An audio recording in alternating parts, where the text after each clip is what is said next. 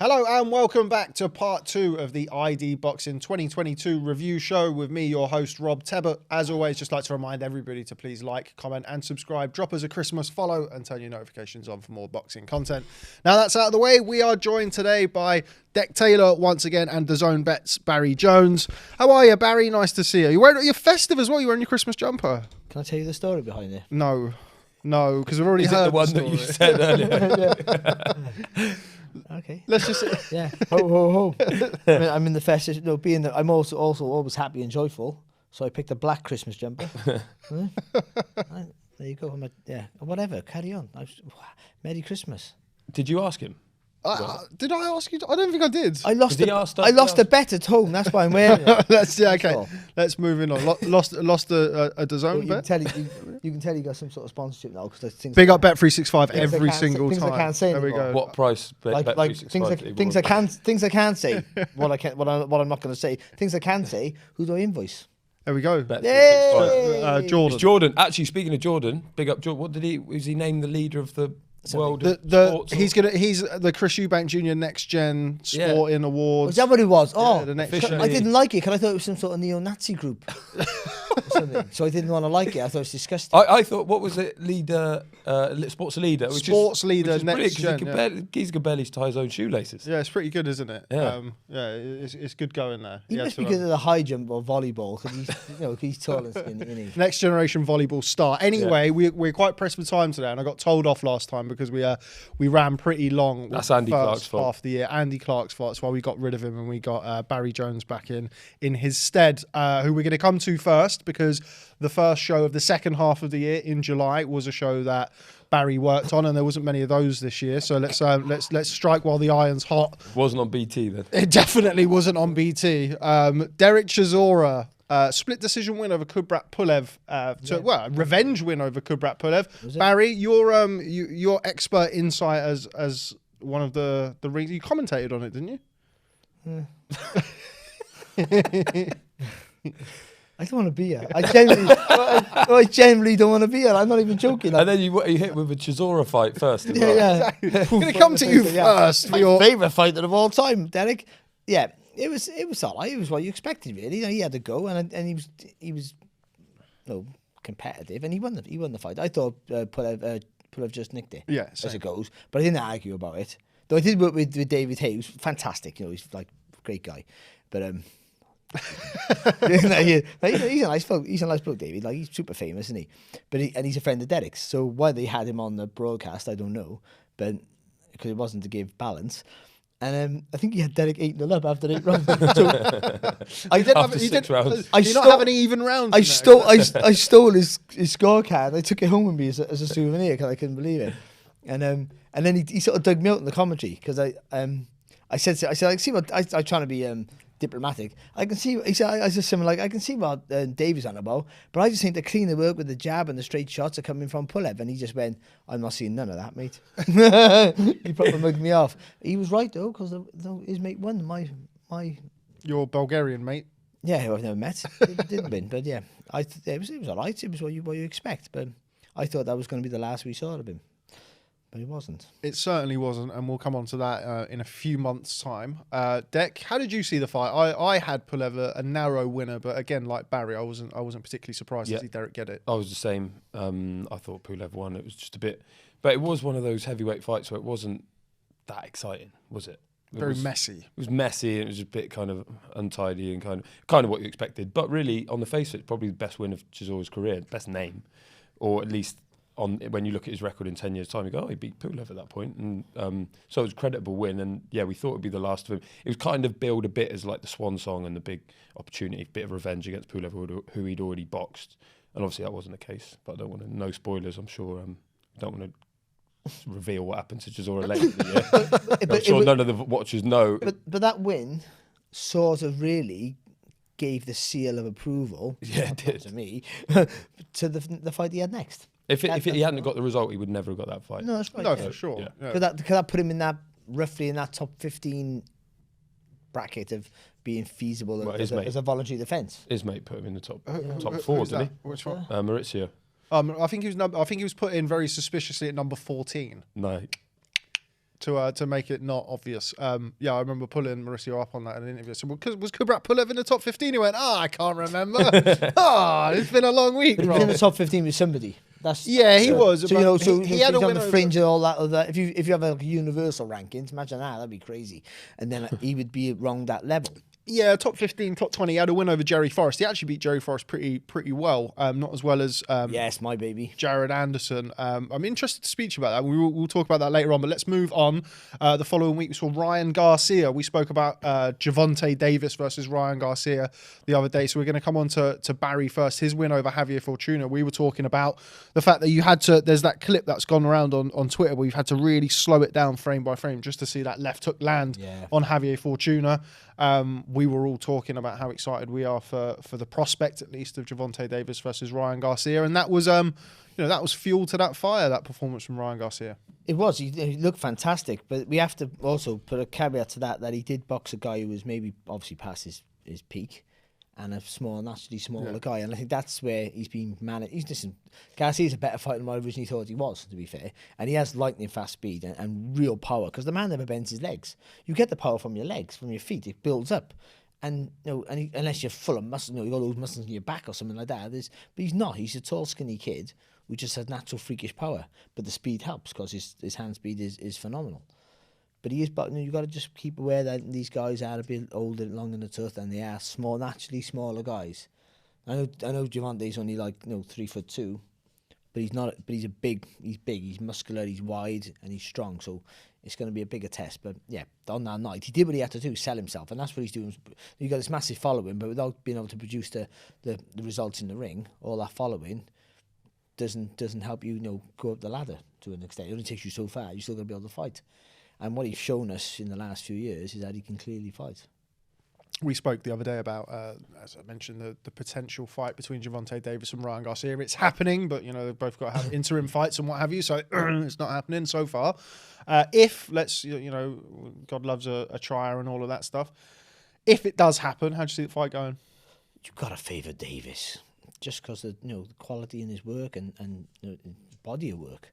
But I would also say, he's won so much and he's done so well, but for what his talent, the potential of his talent, I think he's underachieved. That's what depends how good he is. Now, we came over here and beat Liam Walsh.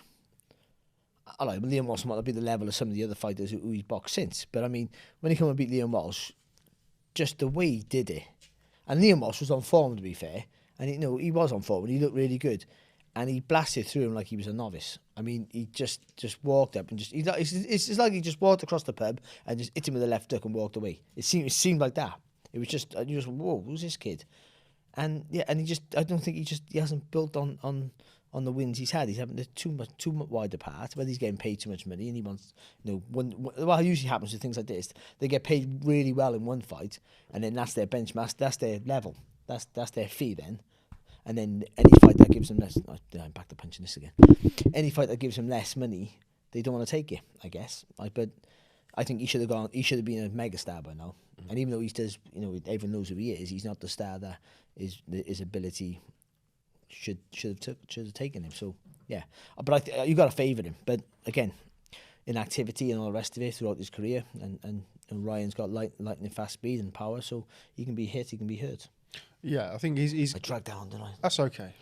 He's approaching that stage of his career now. Davis wins. Yeah, Davis wins. There we go. He's approaching that stage of his career now where he's got the opportunity to get these big fights, whether it's Garcia, the other guys moving, whether it's 135 or I think 136 is the weight that they're talking about for that because boxing. But if he can get some fights at 140, then maybe we'll see them. I don't know why he's won because they're both going to move. They once already boxed at super lightweight. They've both boxed up there. Yeah. Just do it up there then. Yeah. That's where they're going. Who knows? Anyway, right, so we're going to come on to deck for the next one. A George Groves Boxing Club recent feature, Chris Billam-Smith, who of course returned to action last week or a couple of weeks. Well, who knows? Maybe he won. No spoilers on the ID Boxing Review show, but a great fight. He managed to take a big show down to Bournemouth as he's been hoping for a long time. Televised event. A really good fight against Usyk-Chamberlain in July. Yeah, it was a great fight. We knew it would be a great fight before. It looked like a good style matchup. Obviously, everyone knows Usyk-Chamberlain, knows what he's good at, and so that was it was a good bit of matchmaking. And on the other hand, it was bad timing for CBS because he had a 5-week camp. He had 6 weeks notice for the fight. Obviously, the last week you don't do anything, so he had 5 weeks really of training. He was heavy. He just had a child. What's wrong with that? He'd never punched before. He thought he'd get 10 or 12. You know, you want 10 or 12 at that point. But he got 5 weeks. But anyway, he got in the gym and he got the weight off and he did it. And it was the big homecoming that he'd been sort of craving in Bournemouth. It was in the summer. Sun was out. Really good fight. Beach. Yeah, it was, yeah. And he did the business and it was an unbelievable fight. And remember the post-fight interview when he's like, you know, they're giving it all and he's sort of all over the shop because he's just had this war with Chamberlain. I think Chamberlain had to go to hospital. Maybe they both broken orbital ball. Yeah, that's the one. Orbitable. Yeah, great fight and another test of CBS's mettle, especially off the back of a short camp. And now, I mean, he went again a couple of weeks ago. And then, I mean, actually probably better not say this, but the idea is that he's boxing the summer back at Bournemouth.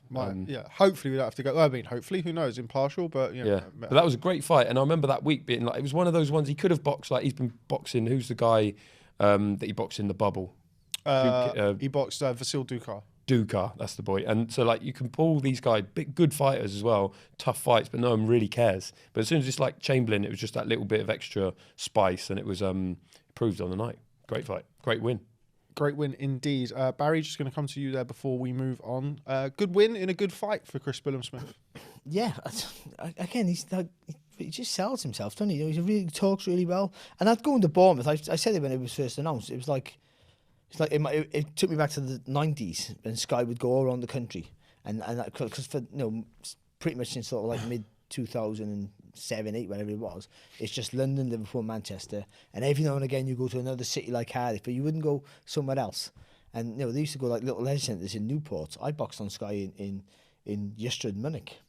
You know what I mean? In Wales, a place you'd never heard of, Tylerstown. Could have literally just made that up. Yeah. No one's checked. I probably didn't pronounce him very well. He's on Candy Crush. But you know what I mean? They would go anywhere because it didn't matter where it was. It's the fact that it just pack a crowd out. So it wasn't like a massive 20,000 seater, but you pack a crowd out, then wouldn't be 1,000 there, but it sounded amazing for TV. It didn't matter, but then you get to go to see different talents and everything like the little crack of opportunities, and also you're building a fan base. And for Chris, was important, and there was a gamble that no one turns up. But they turned up in the full capacity, and it was a great atmosphere. I was doing the Commonwealth Games, so we watched it on TV. But it looked like a great atmosphere. It was good, yeah. And the fight lived, and then because when you're when the crowd can help you, push you on, and in a tough fight like that, doing a fight like that, like when it's empty in an arena, when you can't sell out an arena because only few fighters can. You got to look within yourself, but sometimes the crowd can give an extra little 5% push to go through, and that might have been the case for both fighters, by the way. Even if you're the away fighter, the noise, you get involved, concaved in it all, and I think it helped them. I think it helped push them on to, like forget about Billam-Smith because he won the fights, but what about Usyk-Chamberlain? No, you thought because he's relaxed start, you think, in a fight like this, he's going to just want to quit. But he never did with his shoulder against Wadi Camacho as well. No, even the Coley fight where it got hard and that.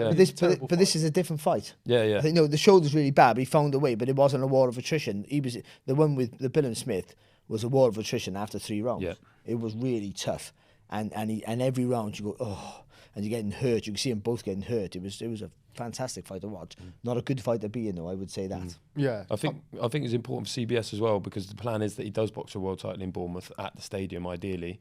So I think it's good that he got that run out in Bournemouth, the other run out in Bournemouth, because he said on the podcast actually that it's hard to go back to your hometown. It's George Groves Boxing Club. Go and listen to CBS one; it's good. But back in your hometown, doing your fight week in your hometown, he said it was weird. So having that experience and then taking that into a world title fight is going to be invaluable instead of just going back for the world title fight and then all that pressure and all that. You only have to listen to Bellew talking about Goodison Park boxing there, how hard it is. So I think it will stand him in good stead, this one and the December one. Yeah, and the one that he had against Shockshire. But yes, for all of your Chris Billam-Smith requirements, check out the George Groves Boxing Club podcast, available on all of your podcast outlets. But before we move on, of course, it was another landmark moment in the sport in July for the launch of ID Boxing. Of course, everybody, look at Barry's joyful face. Look how happy he is at the launch of ID Boxing. In July. It was July, yeah. July the 25th was our launch. How's it gone?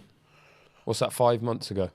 Getting 5 months on Christmas Day. Oh, It will be. Will it? Is it 5 months on Christmas Day? how would you sum it up in 3 So words? you're sort of like aligned with Jesus, Or pretty much. Kentucky Fried Chicken, mate. No, yeah, very, very, very, very good, I guess. Very, very good. Very good. Tiring, I suppose. Yeah, no, it's been a good period of time, but we don't have enough time to talk about it, unfortunately. We were due to launch the fight. We'll talk about the George Groves Boxing Club instead, but we were actually due to launch the next week for Dalton Smith versus Sam O'Maison, but O'Maison, the small M in Sam O'Maison's name, really it keeps me up late at night. Nice hotel, that is.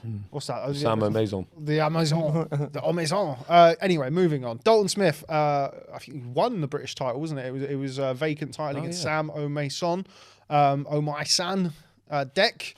Dalton Smith obviously now kind of had we're not going to cover it, so we'll talk about he had the win over Casey Benjamin as well. Good 2022 for him. Very good. And it was kind of what the doctor ordered for him, in that there's obviously big hype around, big buzz around him, but he still has to go out there and prove it. How many times did he box this year? 3. Yeah, 3 times. Yeah. Which, I mean, he could be busier at this stage of his career, but he's going out and doing the business every night.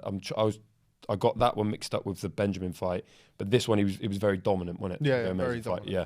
And he On proved paper, it himself. was a decent test. Yeah. And a local derby. Exactly. Both Yeah, that's Sheffield right. boys. Yeah. So that, I mean, it's good. He's clearly at that weight, you know, one, if not the best, but one of the best in the country, of course. Well, as British champion, but there's other names floating around there as well that I'd like to see him, like Harlem Eubank, maybe a bit early for him, but you know, and then there's Adam Azim and the people. It's good at that level. 4 times in 2020. 4 times. Yeah, that's more like it. Yeah. I tell you what's important for him as well. For him, he boxed on DAZN and he boxed on Sky. 2 great companies to work for. But and that's good. Sounds like you. He sold himself. Yeah, no, but he highlighted himself on 2 different channels. Yeah. And one was an easy win where he could showcase his skills and his ruthlessness at the end, and the other one was a fight where he had to dig it out. So he didn't look dominant, but he boxed probably a better kid. Yeah, and good rounds. And had to show a bit of mettle. So I think that's good for him. That he, I don't know where he ends up, where he lies in his career, who he's going to end up tied up with, but whoever it is, they've already shown him. And if he goes to on the Sky platform with them promoters, he's been shown on there. And if he stays with the DAZN and their promoters there, then they've got a guy who's had 2 championship fights under his belt. I think there's no doubt that he becomes one of our best, like one of the top guys in Britain, really, on the world stage as well. And in a really good weight class to do it as well. 140. You got all those 135ers moving up. All the belts are now starting to become not vacant, being fought for, but they're broken up and no longer with one person in Josh Taylor. A couple of weeks after that, we went back over to Saudi for Alexander Usyk versus Anthony Joshua to the big rematch. Went pretty much, I think, not the same, but very similar to the first fight, I felt, Dick. Yeah, it was very similar, and it was all that stuff, all the tripe we heard in the build-up, like, you just got to put it on him, you just got to be aggressive. Stick it on him. And really, that's not what happened. It was very much the same as the first. We knew that Joshua, well, we didn't know that Joshua, I suspected Joshua would be better, and there'd be another more added impetus, but Usyk as well was better. I thought Joshua was really good in losing. I know you hate that, but he was. I don't hate it. I think you have to be careful that you judge a guy off his losses. Yeah, but he was much better, markedly better. I thought he boxed really well, but Usyk is supreme. And he was great on the night. I wasn't there. You two both there, weren't you? I thought it was a very, very good performance from Usyk. I still don't think he beats Fury myself, but yeah. And a lot of credit goes to Joshua for that fight, but this idea that you just got to put it on these people and he'll win, he's big and strong and he'll knock him out, and it was never gonna happen. Well, he didn't never box that way. That's why he never boxed that way. But he did have to. But he was more aggressive, and what he was, Josh, is when he got tagged or hurt. I said the same thing, but it might not be true. But he went to default mode, so he went back to when he was a kid in the street, a fight or flight scenario, and he would swing punches like in Dillian White. But he was never this gung ho lunatic. No. And you forget, we sort of think he was like that. He was destroying people, but he was always behind a structured guard, and he was always behind straight punches. He'd always double jab his way in to throw the right hand. I know I'm double jab mad at the minute. Yeah, that's my new pivot now, double jab. But get it on the bingo. The double jab pivot. But it closes. But it closes the distance quick for you. Yeah. When you got an elusive guy you can't pin down, you got to get that target quick. When you got the slower feet, doing that helps you close the distance. And I think he boxed better and he looked better. But the fact that he tried to box again, he still tried to box the boxer. So tactically, it was still wrong. And also, there's something mentally frail with him. I don't know what it is. I can't put my finger on it because I'm not really that concerned. I think I've got a theory on it, but carry on. Yeah, no, because it's not my business. I want him to be better. I think he's still a good fighter. He's he's top 4 or 5 in the world anyway, which is fantastic. But for him, who's been number 1 for at certain times, then it's not enough, is it? That's the problem. Dec, what's your theory? Well, with Joshua, mental fragility is probably harsh, but like I've been covering him since before the Olympics. Some people like Ron Lewis was there at the Worlds in Baku and stuff, that really been with Joshua throughout. But you should get Ron Lewis on it. Yeah, get him on. Offense. Yeah, even instead of me, but like he's full of knowledge. Yeah, but he's covered Joshua the whole time. A couple of times, yeah. He's covered Joshua the whole Ron. time. So like the same as the rest of us before the Olympics, you do the preview. Obviously, the Olympics happen. He's obviously been great with the press, but what's always shone through is this little bit of I don't know, maybe awareness that he's not started boxing at eight years old, and he's not the super talent. It's just in his blood. And he always rated like Ben Whittaker, and he'd sit Ben down and talk to him, almost ask him for advice. And like big fan of Luke Campbell, these guys that have been boxing since they were kids. He's always been aware that that's not him. Same as Tyson Fury. So he's always been desperately trying to not become that, because you can't, and he knows he can't become that. But he's always known that he's behind people in a certain way, and obviously he has his own talents and his own what's the word? Strengths. Exactly. He has his own strengths, but he's always dwelled a bit on the weaknesses. And I think that now we've seen him going around different boxers, different coaches, trying to find a way to get better at that. But I do think we saw it in the speech afterwards, and the outburst afterwards. That I missed that. What happened? But he's saying, how can you beat me when you're that size? And because he wants to be that guy, he wants to become the supreme boxer, and you have to commend him for that. But it's not him. And whereas Usyk, it is. So like, what was he? How old was he when he started boxing? 15. But that's him. But Joshua was only a few years ahead of him, to be honest. But 18, 19. But it was a much longer amateur career. Than Usyk had. And more. Yeah, more. But I would say at some point in your life career, whatever it is, you have to realise, this is what I do. This is what I do. You should always work. Of course. I never worked. But this was power. But I had more power than I showed in the ring. But I never tried to get any better. I just went straight away, stubbornly. That's not I me. can't do that, but I can do this, and I just got to concentrate on this. Stupid. But I thought, but at some point he's got to do that. I can't do that. Like, he's watching Usyk and he's studying Usyk, and that's good. All that is absorbing knowledge like a sponge is fantastic. Of course, it's good. But sometimes you can get too much, and your body just can't do it. So you're just confusing yourself. Like, you can't. Don't look at Usyk and think, well, how did he do that? Why can't I do that? You just can't do it. Forget about it. I didn't watch Freitas fight and go, well, I guess I do what he does. Or anyone. I laugh at people in the box. I can't do that. I don't watch Calzaghe and go, I want to do what he did. I can't do it. So I do what I do well, and he got to focus on what he does well. So for him, he just got to simplify stuff. Like most heavyweights, I think if you do the basics perfect, you are world class because they hit so hard. So if you keep a tight defence, and he did the basics well, that's what made him good. He kept a safe guard. He was very structured in his work. He's disciplined. He listened to the corner, and he didn't try to overcomplicate stuff. It's only when he tried to box a bit more, which never really second fight. The wheels came off in the first one, whatever the problem was there.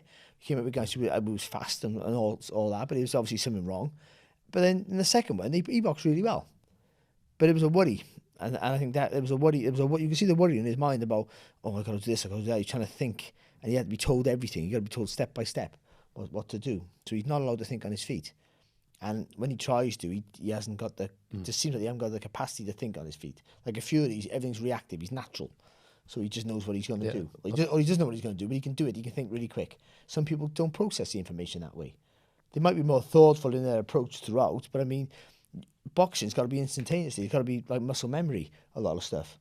And you learn that from a young age, but you can't keep using that forever. No, but I think he's got an awareness of that, and it's not a mental fragility. I just think he always wants to be better. He's one of these people who always wants to be better in everything he does. That's the mental thing. Then that's the block. He wants to be better. And I understand this sounds sort of like a stubbornness. It sounds ludicrous.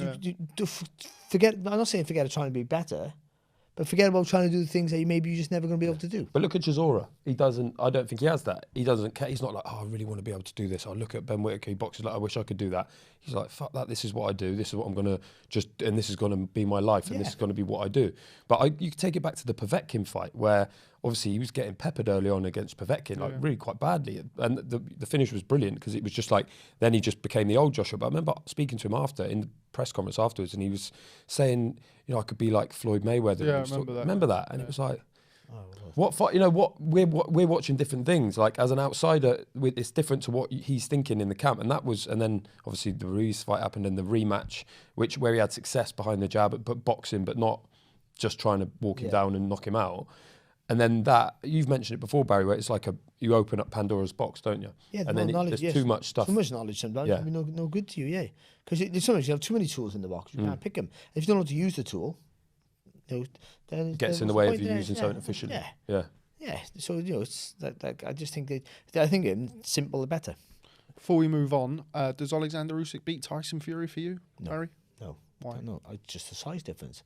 I think Usyk's brilliant, and though I would say Tyson's changed his tune. He's called him a little midget and a middleweight for ages. Now he's saying about, well, you know, Ali was only 6 foot so and so, and he was only 6. And obviously changing his mind because the fight by getting closer to being made. I'd have to go with Fury. I just think because he can box so many different ways, and he uses his weight better than any heavyweight in this era. He knows how to lean on you and sit on you, and he's also one of those fighters like an Usyk who just wants to win and don't care if he look good. I know Fury lately has tried to be more aggressive, but I still think he has that default mode to just win by all means, by all costs. If it's a boring, shitty fight, that's I don't exactly care. it. Yeah, I think he can do that, and ultimately, I think the size would be the difference. I wouldn't be shocked if Usyk would put a number on him because he's so adaptable. But I do think all the movements, and we see all the time Usyk, he ties you up, all the moves with the feet will make it a stationary, more muscular and structured fighter, like the sort of ABC type of fighter like Joshua is, which is good, by the way.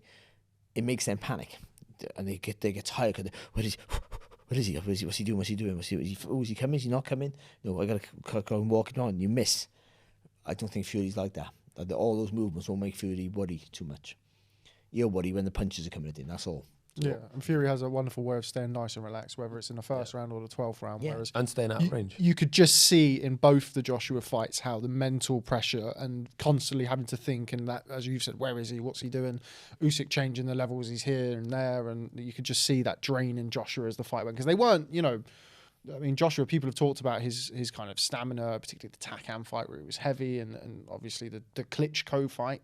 But this wasn't, the Usyk fights weren't fast-paced fights, but they were a lot to do with the mental pressure. I would say, though, with Usyk, I wouldn't be shocked if he did win, because I think, if Fury would go, he's coming, I'll lean on him, and Usyk would go dip under it, be on the side of him. And he'd be leaning over nothing, and then Usyk just go pop, pop, pop, and move away. Yeah, I think that's a really interesting fight, and I feel like it's a closer fight after seeing Fury White and Fury Chisora. I don't think, to be fair though, I don't think you take much from either of those, in my opinion, for Fury. They were these touches for him. Yeah. Anyway, moving on into September. So let's go for the 17th of September. Canelo Alvarez versus Gennady Golovkin. The trilogy, the bout that I'm not sure anybody was really clamouring for, but we got it anyway. Well, we were, but 2 years before. Yeah. Barry, going to come to you first as DAZN's resident boxing expert. I was BBC Radio for that fight. Oh, were you? Shout out BBC Radio. BBC 5 Live. Just so lovely people. Pay well, do they? What's that? Pay well? When you do the podcast, could be better. Double dip. But anyway, Canelo, I think we saw the first two fights. Hang on a minute, sorry, very, Rob. very close. They pay on time. I put an invoice in, and I put my insurance on the walk to the dog. By the time I got to a bridge, which is about a quarter of a mile, I'd been paid. Big up BBC. They pay you within a quarter of a mile of your invoice. Yeah. Unbelievable, isn't it? Anyway, Canelo finally with the convincing victory over Gennady Golovkin that he didn't get in either of the first two fights, Barry. Yes, I thought Golovkin won them both, but the second one I didn't argue about the results because it was that sort of fight. I just thought, and they sort of changed tacks actually from the first to the second. The second was a better fight to watch, I feel, but the first one was more exciting because it was the first one, and it was great, and the atmospheres were fantastic for those two fights. The third one, it seemed a little bit too late, like he waited for Golovkin to get a little bit old, and against Murata, when he didn't look great, but he still beat a decent fighter, Murata, a real strong guy, Golovkin. But yeah, he was just a millisecond behind with every movement. And it would end up being quite a conclusive and easy night for Canelo. I think he sort of cheated a little bit. I don't mean like drugs and all that. I mean, but he waited on purpose and sneaked in and just sort of mugged an old man. That's what it felt like. And I think that's the worry now with Golovkin going forward, that's going to be his career choice. He still can knock you all out and still dangerous and still will beat most people, but maybe the top ones with loads of athleticism and speed and power, he's going to be pickpocketed. Yeah, I think it's testament to where he's at in his career that you've seen more people call out Gennady Golovkin in the last 10, 18 months than you've seen in the last 10 years. Yeah. So we're sort of disappointed now. It's been sort of like the last couple of years, rematches we didn't want to watch, and we're glad we watched them, actually. Chisora's been involved in a few, but that was a trilogy that... It's been a great trilogy overall. It wasn't the most pointless trilogy of the year, Gennady Golovkin, put it that way. Any stretch of the imagination, but I mean, but it was... No, it still goes down as one of the greatest trilogies. It's just that one fell a little bit flat because there was a clear... In the first two... Like, you fancy Golovkin in the first one, big, I did. I did, yeah. But, and even in the second one, I have fancied him. I thought he won the first. But they were close enough to give... And after you see how well the Canelo took the shots in the first one, you could understand he could win the second one. But this last one, there was an overwhelming favourite. Yeah. For the first time, a crazy favourite, and that was Canelo. And it's played out the way we all thought it was going to. Where next for Gennady Golovkin, Deck? Good question. I'd still like to see him against like Charlo. Like, that'd be a great fight, wouldn't it? You know, and he still has that. He has that star quality and that sort of A-lister feel where even like Eubank's been talking about him for years, and but really in a way that you thought, well, he don't really want to fight him, or at least just I'll tag my name. Yeah, but now like I could quite happily sit and watch Eubank Golovkin, and Eubank might win that fight. You don't really know what Golovkin's got left. Look at that. I worry about Andy Clark, just like a couple of months too late. Yeah, it depends on weight though, doesn't it? Because that was his first fight at super middle, wasn't it? Yeah. Golovkin ever. Yeah. He's just been that dominant force at middleweight, and fair play to him for doing that as well, because there's been all sorts of opportunities elsewhere, and he's been like, no, I'm going to be a middleweight, and that's what I am. I don't think the weight really was a factor. It was more Canelo, but I don't know what he does now. I mean, at his age, getting back down to middleweight now is unlikely. Really wanting to do that. No. But then he's still got 2 belts there. He said that after the fight, he said, I've got 2 belts at middleweight, and I'm still the #1 in the division. So what we're always told is harder though, isn't it, when you get older? Yeah. The older you get, the harder it is, and the more it takes out of you. It's easy for him to say that just after the fight when he gets into the gym after coming into camp probably 10 pounds heavier than he would usually come back into camp. It might be difficult. It will be, but I would say I don't think he was ever a big middleweight. No, he wasn't. But if you looked at him, we spoke about him on the first half in part 1 where he got on the scales against Murata, and you said he looked like he'd been put through an aging app on a phone, which was good. It wasn't a good look for him. So I think middleweight.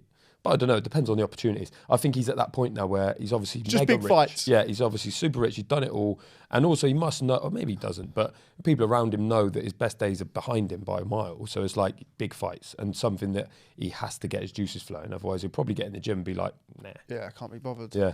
I'm going to move on because we've spoken about Canelo and Gennady Golovkin quite a lot throughout the course of 2022. Moving on to the next week, you do not want a war with Big Juggernaut.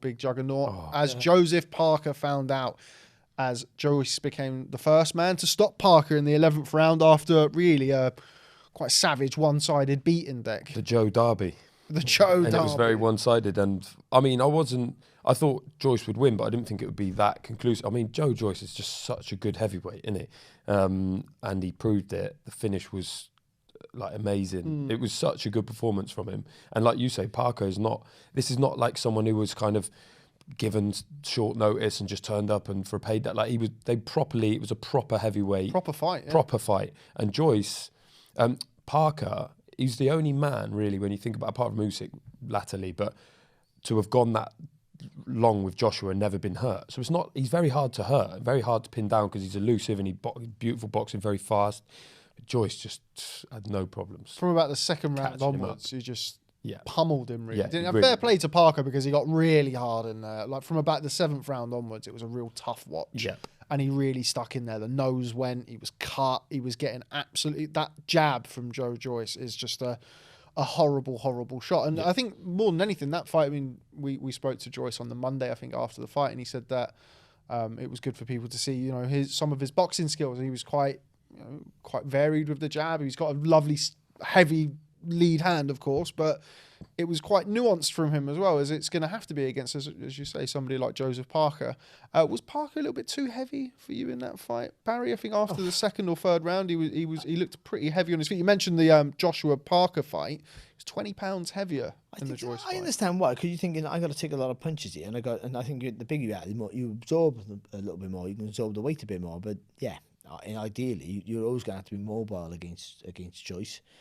Unless you think, I can. And also, Andy Lee was always saying, if he hits Joyce, he'll knock him out. He's hitting harder than he's ever hit before. So putting that weight on to absorb the shots and also be able to bear more weight in your punches was the gamble they thought was worth taking. And maybe it was. Maybe we do think, Joyce has been hurt. Maybe thinks he can't get hurt. He's been hurt. Hammer hurt him. But he's one of these. Hurt to the body against Jennings. It's right, yeah. But he's one of these guys who just recovers quick and walks through it. So he has got a great chin. And he has got that stamina, and I think his mindset. He's another guy who doesn't overcomplicate his thoughts. That's his strength. He doesn't overcomplicate it. He keeps it very simple. I'm just going to run right through you. It's just one thought. Do you know? But he's an Earlsville boxer, and Earlsville famously no hooks or uppercuts for anyone, especially junior. He was later when he started there, but maybe that was where it was born out of. You go there and it's just like you jab and you cross. Yeah, especially when you're a big heavyweight like that. So you should do it. And by the way, and he wins national titles doing that. By the way, you should do that as a professional. Like you see all these football, rugby clubs and all that. When they're training, they have set routines at base. They go through the drills, passing drills, putting your foot on the ball, all the crap. Professionals earning 50 grand a week or 100 grand, whatever. They all do the same thing forever. Boxers, once we get to a certain level, we barely shadow box. Before you have to stand in front of the mirror, make sure you're turning from your hip, you punch it, your elbows weren't flaying up, and you do the basics all the time. We should be doing that every training session. Just making sure, you just do, because you forget about it. Because then you've gone past that level and you start thinking about other stuff. You see people on the bags and they don't throw jabs anymore. They're throwing hooks and stuff because you want to do all the fancy stuff and you forget about the basics. But people like Joyce, that's all they do. That's what he trades on, yeah. And that's what makes him good, yeah. And what he did show is, and like he's shown in the past, is an engine. This was an engine in a competitive fight. Yeah. And he still had stuff coming back. Yeah. He took that. Parker landed that big overhand right, I think, in the fourth round. Big, massive overhand right, and just swallows it up and carries on going. That's a mental. Yeah, because when you are heavy and you're punching harder than ever before, and you land the shot and he doesn't go anywhere. It's not that he doesn't go anywhere; he keeps coming. Then that's got to be heartbreaking. Before we move on. Who next for Joe Joyce? He's obviously now the WBO interim champion. Much, obviously, consternation about the order of the heavyweight mandatories, but I think the WBO will be last because Alexander Usyk was the most recent one. So he's kind of in that position now where he's got something to protect, but he's got, also, if somebody beats him, they become next in line for the WBO. But I think it's going to be difficult to match him. I can't see many heavyweights lining up to get in a ring with him. No, I mean, I couldn't even tell you now what the plan is for him because they were Dubois always talks about wanting a rematch, but I don't think he's telling the truth there. And I don't think he needs it now either, Dubois, because he's having a good rebuild and he's doing well. They're both in similar positions with regards to having an interim belt and a regular belt. Yeah. Why would you want it? No, exactly. Okay. Well, but he says it's about scratching the itch, but I don't believe that. And I think that Shane is smart enough to know that what's the point of that fight now? Let's just do something else for now. I mean, the last fight. I'd love to watch Joyce-Joshua. Obviously, it's so difficult to imagine that happening based on networks and everything else and positions and stuff. But can you imagine that as a fight? And for Britain, it would be really good. And I mean, probably have to pick Joyce. Yeah, you would. Yeah. There's any fight like even Joyce and Fury is a great fight. Yeah. Because Fury, he stands him on his head. That's that, and he would stand him on his head for almost every minute, every second, every minute, every round. Yeah. But at some point, he will be able to close that distance. At some point, and when Fury leans on you, is Joyce big enough to bounce him off? Maybe. I don't know. Is he strong enough to bounce him off? I don't know. Is he mentally dirty enough when Fury comes in with the head and dips down low and tries to forearms to headbutt him or elbow him or things like that? Cause I think you have to do that to Fury. You have to try and ruffle his feathers. Because at the end of the day, if you're dirty to him, I think he'll get nasty, and then he'll lose his shape. So trying to think of other options. I'd love to see the Wilder fight. Well, yeah. I mean, not going to happen, I wouldn't have thought, but that's just the ultimate boxing science experiment, isn't it? It's just like the immovable object and the unstoppable force. I'd really like to see it. Dillian Whyte looks as though he's going to box Anthony Joshua. We saw Joshua's comments recently saying, Would you say it was a bigger fight or a more That's appealing mental. fight than Tyson Fury? I mean, It's not true. Not true, but it's still a good fight. It's still a fight you want to see. is it?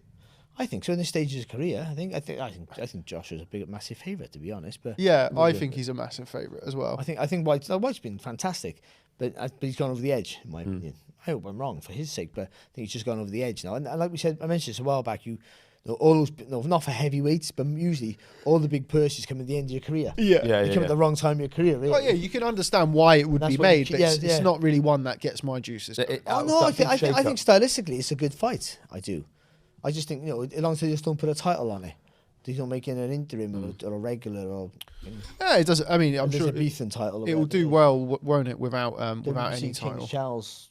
The King Charles was it the Elizabethan belt was the Yeah, other that's one, right, wasn't it? yeah. King Charles Spaniel belt. Anyway, moving into October and a fight that didn't happen this year: Chris Eubank Jr. and Conor Benn. Yeah, no comment. We were there on the Wednesday. Yeah, that was a fucking great day for ID boxing, by the way. The Bad day for boxing, but the Thursday, the Wednesday and the Thursday. That was The Thursday in Castillo, that was particular so good. was a good day, man. I think that was probably my favourite ever bit of content that we've done. very good. But anyway, enough about praising ID boxing. him and Castillo stood there live, everything in Oh, the you mean background. make fucking Castillo? great. Yeah, it was so good that. I remember when you started off this idea, you said, I'm going to this YouTube page about we'll be doing we were going to press conferences and all. You said we, I thought the royal we. But it was like we. It was telling me like a third. I didn't realize. Isn't the royal we me? I thought I was. That I thought was we. the royal I thought we. we involved me, not me. Like me as dressed. Were up you as- not there? Yeah, can you rap? with BBC? What Luckily, what they- are you fucking complaining for then? Because you partially, It's coercion. you sort of vaguely promised work that you haven't produced. That's what I'm saying. I don't He wanna- said- You're fucking Speak here, up. aren't you? Yeah. I don't want to call you a liar. Yeah. There it is. It's that middle class privilege. yeah. Off you go. But anyway, enough of the groundbreaking live between myself and Castillo, Yeah. and talking about Chris Eubank Jr. and Conor Benn. A really shit week for British boxing. Let's be honest. All kind of jokes aside, that was not good. We had an opportunity there for British boxing to take a centre stage for a period of time. We had Good Morning Britain, we had BBC documentaries, and all Right, this. That, they and the never other. aired that in the end, did they? They didn't. No, that was supposed to go out on the Wednesday, which is of course when the story broke, and it was cancelled. Deck, gonna throw it over to you first. A really, really disappointing week for British boxing, and one that we're still really, admittedly, we've had a couple of statements and what have you, but we're no really clearer as to how that's going to play out. No, we keep getting told, don't we? Even now, it'd probably be the same when this goes out, but we could keep getting told, you'll see. You're going to see the statement, then you'll all see it. And Ed, to be fair to Eddie Hearn, he right now has properly nailed his colour to the mast and been like, Conor Benn will be back very soon. There's no doubt in his mind. And none of us know. Nobody knows. No. And I saw a tweet today, I think it was Richard Poxon, a picture of Lance Armstrong, and it something like, Richard Poxon, big cycling fan, said,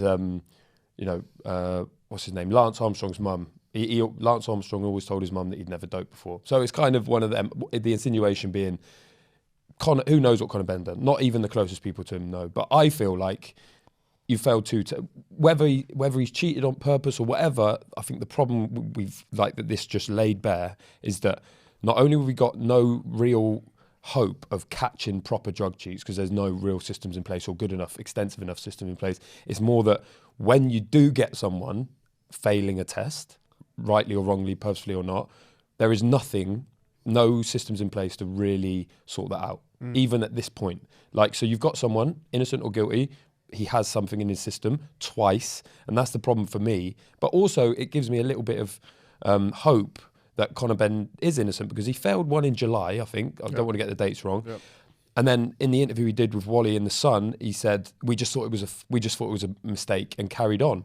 Straight away, I'm thinking, that's fucking terrible. Yeah. You don't just go, oh, it's a fake. You go, who says that I'm fake? Which drug agency says that I'm fake? Get the B sample tested immediately. Right now, what the fuck? You don't just go, I'll just crack on. Because then when it happens again, it looks bad. But equally, it almost looks good on him because if you fail one and you're doping, you go, oh, fuck, I better stop now because they're onto me. You don't just carry on doing what you're doing regardless. So I hope it all comes out in the wash. The fact is that was such a intriguing fight. I thought Eubank would be a handy winner on the night, but actually, based on everything, who knows? But we never got to see it. I know I think you feel differently, but I don't really want to see it again. No, I don't want to see it. No. I feel like the ship sailed. Yeah. But I hope Conor Benn is cleared, and I hope, because he's such a star, and like from a journalist point of view, we ain't got that many. No, exactly. Like he's someone we need in the sport in this country, and so it was very disappointing. I mean, it wasn't that disappointing for me. I was in Tenerife with my son that week. So, fucking great week for me, but you know, Nightmare for me. I was working. yeah. No, you weren't. But no, it was a very strange week. I know Eddie said recently that he could be back in July. He's got no license still, has he? He doesn't have a license still, which is this but is kind of the interesting situation for me, was because he didn't have a license going into, like, technically didn't have a license going into fight week, but was performing all of the acts of a licensed fighter, having your medicals and having this and having that. So kind of a grey area there and a bit of consternation. I'm not sure if and when he's cleared. I think it's currently with the WBC, which of course it was a clean boxing program test, but it wasn't a WBC sanctioned contest, which is again like, so how has it kind of fallen on them? Both to be of them the were, or the first one was? The first one was, I think the second one was a VADA test under The fight terms. The fight terms, Yeah. So yeah, we're waiting to, I mean, maybe by the time this is out, there'll be some sort of update. But yeah, hopefully it's one of the things that kind of we discussed during the week, was that there would be some sort of process or reform or something where we could learn from what happened that week. We live in hope. It's not always the case in boxing, of course. No, again, the Dex already said it pretty much. The problem is whether he did it intentionally or not, and I hope it's not. But I also feel bad if it's not. If he didn't do it intentionally and that's happened, it's ruined his life, because he's always going to be known. It's always going to be over him. This is a stain always going to be over him. But either way, you're responsible for your own self, and so whatever goes in your body. I don't think that's why the second one's a problem for me. Well, I mean, clomiphene does stay in your system for it can be up to 3 or 4 months. So if it's contamination, it could be the same one. Yeah. So you need to be. But again, we're not privy to details of what levels they were. They could have been higher. And we just. But regardless, it's gone pretty quiet. Regardless of the levels or whatever it is, if there's something in your system, you have to take responsibility for that. Yeah, I mean, whether you knew or not, and that's really disappointing. But you have to take responsibility. So there's going to be some ban or fine. Yeah, if it's 6 months or 12 months, and it'll be backdated from the first one, which is July. It means that that's what I think. What Eddie was saying, wasn't he? So he'd be out anyway. Even if he gets a year ban, he'd be out in July. Yeah, and I hope if he's innocent, I fucking really hope he does, because he doesn't deserve all of this. And yeah, I mean, everybody has an opportunity to clear their name, of course, and yeah, it's explanation time, I suppose. And it's all very well and good, hearing these statements that saying, speculating over what happened, and like the facts that as we know them are there were 2 failed tests, and we're still waiting to hear what happened with them. But moving on, and a fight that did happen eventually, Claressa Shields and Savannah Marshall. We spoke earlier in the last episode about Katie Taylor and Amanda Serrano, the greatest fight in female boxing. This was billed as something similar. You should use me for that one, because I went to that fight. Oh, sorry, Barry. Were you here for Claressa Shields versus Savannah Marshall? Were you there for that? No. I didn't go. I could have went. I didn't go. I wanted to watch it on TV, because you can watch it better. Still mourning sometimes. the Queen? No.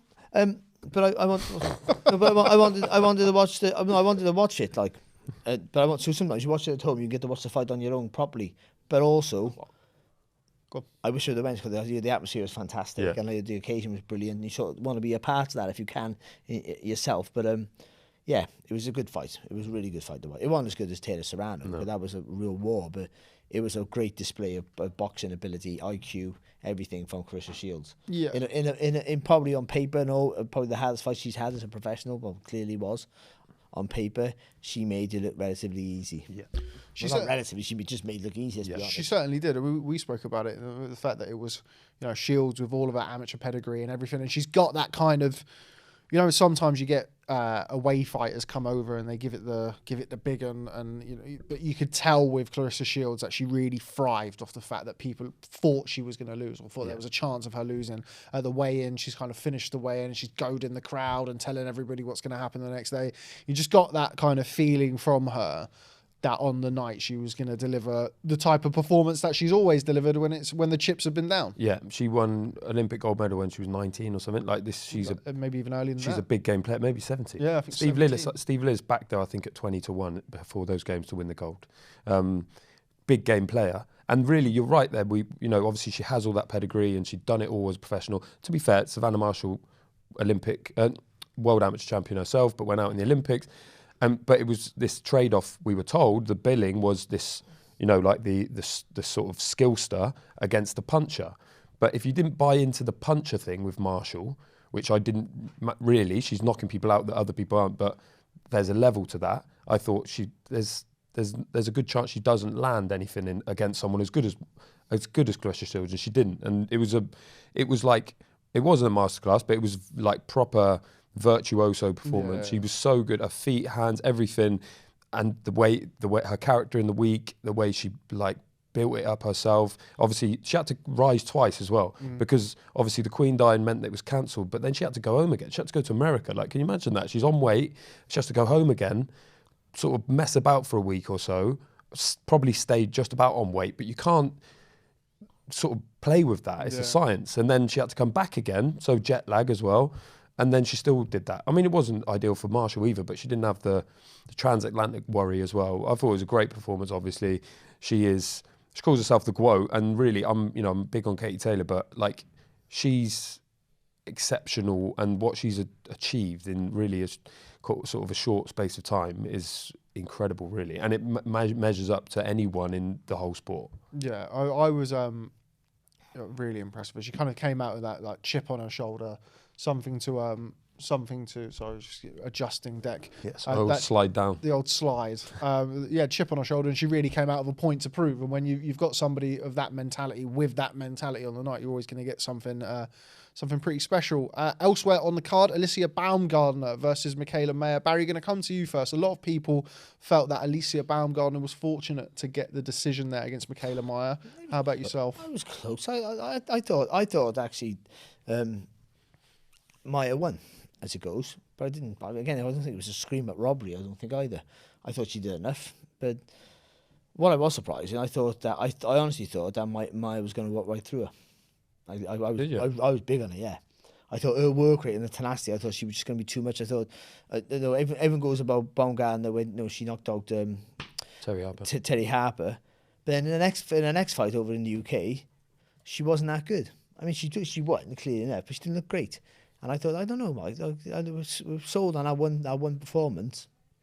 And I thought that with Mayer, the way how many punches she threw, how busy she can be, she's not the biggest puncher, but she's volumed. And I just thought she would be too much to just run right through her and not worry about coming back. I think she would just smother the work of Baumgardner, but she never. Baumgardner was really good, actually, much better than I thought. But I still thought Mayer won.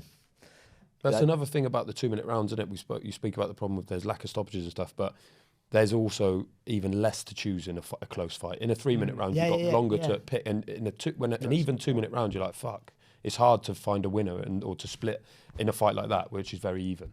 They make it 12 rounds, they should. Yeah, I totally agree. 12-2 is the way. 12-2 is the way to go. I mean, then you've got 24 minutes of boxing with 11 minutes of rest, as opposed to like to go from 20 minutes of boxing with 9 minutes rest to 30 minutes of boxing is mad. Like, you can't do that. One point on that card I want to make, which is that a lot of my friends, people I know who had never been to boxing before, I ain't got many of them, but who had never been to boxing, never been to a professional fight ever, went. I knew a lot of people, I'm seeing it all over my socials, who were at that show who had never shown an interest in boxing before, never even been to like a Joshua fight. They did a really good job of it, didn't boxing, they absolutely nailed it. I don't know how many of them paid for the tickets. Like, there was a lot of comps, I think, on the night, but the fact that people were engaging in that women's boxing / boxing, that there's never been, it was an open door, and like the walkouts and all that sort of stuff, the stuff that gets the casual fan. A bit of Spice Girls. Yeah, and Shields doing like a dance and stuff. That was amazing. That was brilliant. Like, so good. So like, all these non-hardcore boxing fans engaged in that event, and it was, I think it was a real, like, we know that Serrano Taylor was a watershed moment for the sport. It felt like it. Yeah. That did as well, that one. Yeah, it was a really, and big shout out to Boxer and Salita, and they work with a lot of Top Rank as well for getting that back on, because it must have been an absolute nightmare. Cancelling at the 11th hour and then getting people from all sides of the world to come together for that fight was testament to the fighters as well as the promoters. There was pressure there because we'd had Serrano and Taylor and Serrano, and it was a great fight and it was a great atmosphere. And there was a pressure, right? We got the tickets and we give tickets away. Let's get a big crowd in there. Hopefully the atmosphere was good, which it was. But the fight, because I always thought, I thought if the fight's exciting, that means Marshall's got to win. I thought, because we've seen Shields in loads of fights, she's been dominant, But a lot of her fights, she knows how to spoil. Yeah. And she negates you, and that's her strength, really, most of the time. So And she's never really been hit hard. some of her big fights, the big wins, are not always a Christina Hammer. Yeah. That was like potentially the first super fight in women's boxing, and it bombed. She won easily, and it was Hammer's fault most of it. But it was a rubbish though. I wasn't a great watch, and I thought that the worry if this the big build up it had, the big sales pitch it had, if this fight bombs, it takes women's boxing back. People just go, everyone who don't like it anyway will go, oh, there you go, see, the two best, and then look at that, the rubbish we had. But it never. Yeah. They produce, and Shields takes all the credit for that. She had to produce a standout performance, and she did. Yeah, really good event. And I think all of the 4 women at the top of the cards all played their part both in and out of the ring. I thought it was a really good build-up and a great event. Elsewhere that night across the pond, Deontay Wilder made his return fighting somebody not called Tyson Fury for a change as he knocked out Robert Helenius in a round. Didn't really show us an awful lot that we didn't know about Deontay Wilder. By not always pretty to watch, but blink and you'll miss it, Dick. Yeah, it was... I wrote a piece for, I can't remember who it was for, Independent, someone in the week, basically saying that I feel like the heavyweight division's been missing him a lot. Yeah. Boxing's been missing him. And because it's just that little unpredictability, well, it's actually quite predictable what he was going to do to Helenius. I didn't think it'd be a one-round job. And also the finish was kind of strange. He was like out, but kind of hit him with both hands. It was nothing really landed. But yeah, back in business. And I feel like we needed that from him. Imagine it had taken him 8 or 9. And Helenius is tricky. Could have kept it long, could have been awkward, and he didn't. And afterwards you saw the big, they have a hug and he's saying he's retiring, and that it's like, okay, that makes more sense. Yeah, he used the Joe Smith Jr. tactics. Yeah, just let's give it a go. Yeah, but I think it's like we needed him back, and like straight away the mix up, you put him in with anyone. And I think Andy mentioned it on the first half where what he did against Fury, like obviously Fury came out of that trilogy as like, wow, look how good this guy is. But how good must Wilder be for what he did, particularly in the third fight? First one, second one was not great for him, but the third fight, the most recent of the 3, fuck me, he's really good as well. Not just a big puncher, not just wild, he's actually really good. And a hard man to boot. Oh my God, yeah, and that was question marks. Incredible But, yeah. Well, especially after the second fight. Yeah. You just firstly he's a bully because he was knocking everyone out, and technique was poor, but he used his reach well, and he was long, and the speed of his shots was knocking everyone out. And then the second fight, he got bullied, and he fell apart. Mentally, physically, just fell apart. You know what was going on, and then got stopped. And the third fight was a fight we didn't want to see. I didn't want to see it. I thought, well, we know we know the winner. But we didn't. I mean, he showed some. He showed more to me. I always thought when him and Joshua would box, I always fancied Joshua to beat him. I always thought Joshua was more direct and neat, and he'd go route one, and Wilder would be a little bit wild with his shots, lift the elbows up, and Joshua would get there first. But after seeing how tough he was, that's changed my mind instantly. I thought, no, he's like just a hard night for Joshua. He beats Joshua every time now because he get hit and he doesn't panic. Yeah, he's fine, yeah. And that might be because of the second fight. Sometimes you learn off a defeat. I think he's learned from the way he crumbled. I thought he must have thought, I can't go out like that. What's wrong with me? And he just panicked under the pressure. And now he knows. Yeah, I mean, he showed incredible in all 3 fights in a strange way. I mean, the first fight he couldn't really get near Fury. I mean, he stayed at it and he stayed at it, and then he got Finally got him, yeah. He finally got him in the 12th round, and then he got up. The second fight he took an absolute pasting, and then was desperate to get in there for a trilogy bout where he was dropped and came back. And I mean, do you think many had a little bit of a factor to. Do you think it would have been better for him if the Helenius fight had lasted a bit longer? Do you think it would have served him? No, better I if think he'd that's had the six rounds? I think that's the perfect opponent. Like I know they get guys, he's a tricky opponent. You get a big, massive lump. Look at David Dubois recently with that guy. The cruiser. Lorena, Even if he wins, he's beating a little guy up. Yeah. You've got to get a big guy. They got a big guy like Helenius who's past his sell by day, but still awkward. He's a big 6'7", but if you hit him and he blast him out there straight away, that's the perfect for the visual. That's the perfect visual you want. And probably for his confidence back. as well. That's what I think. I think he needed one of them as well. When you think about it, when was the last time he had one of them? Yeah, it was Brazil or something like that. Yeah, or because Ortiz. I mean, even the Ortiz rematch that he had before he boxed Fury was hard going until he chinned him. So yeah, I think that was the right one. Before we move on from that, Wilder versus Andy Ruiz, who wins?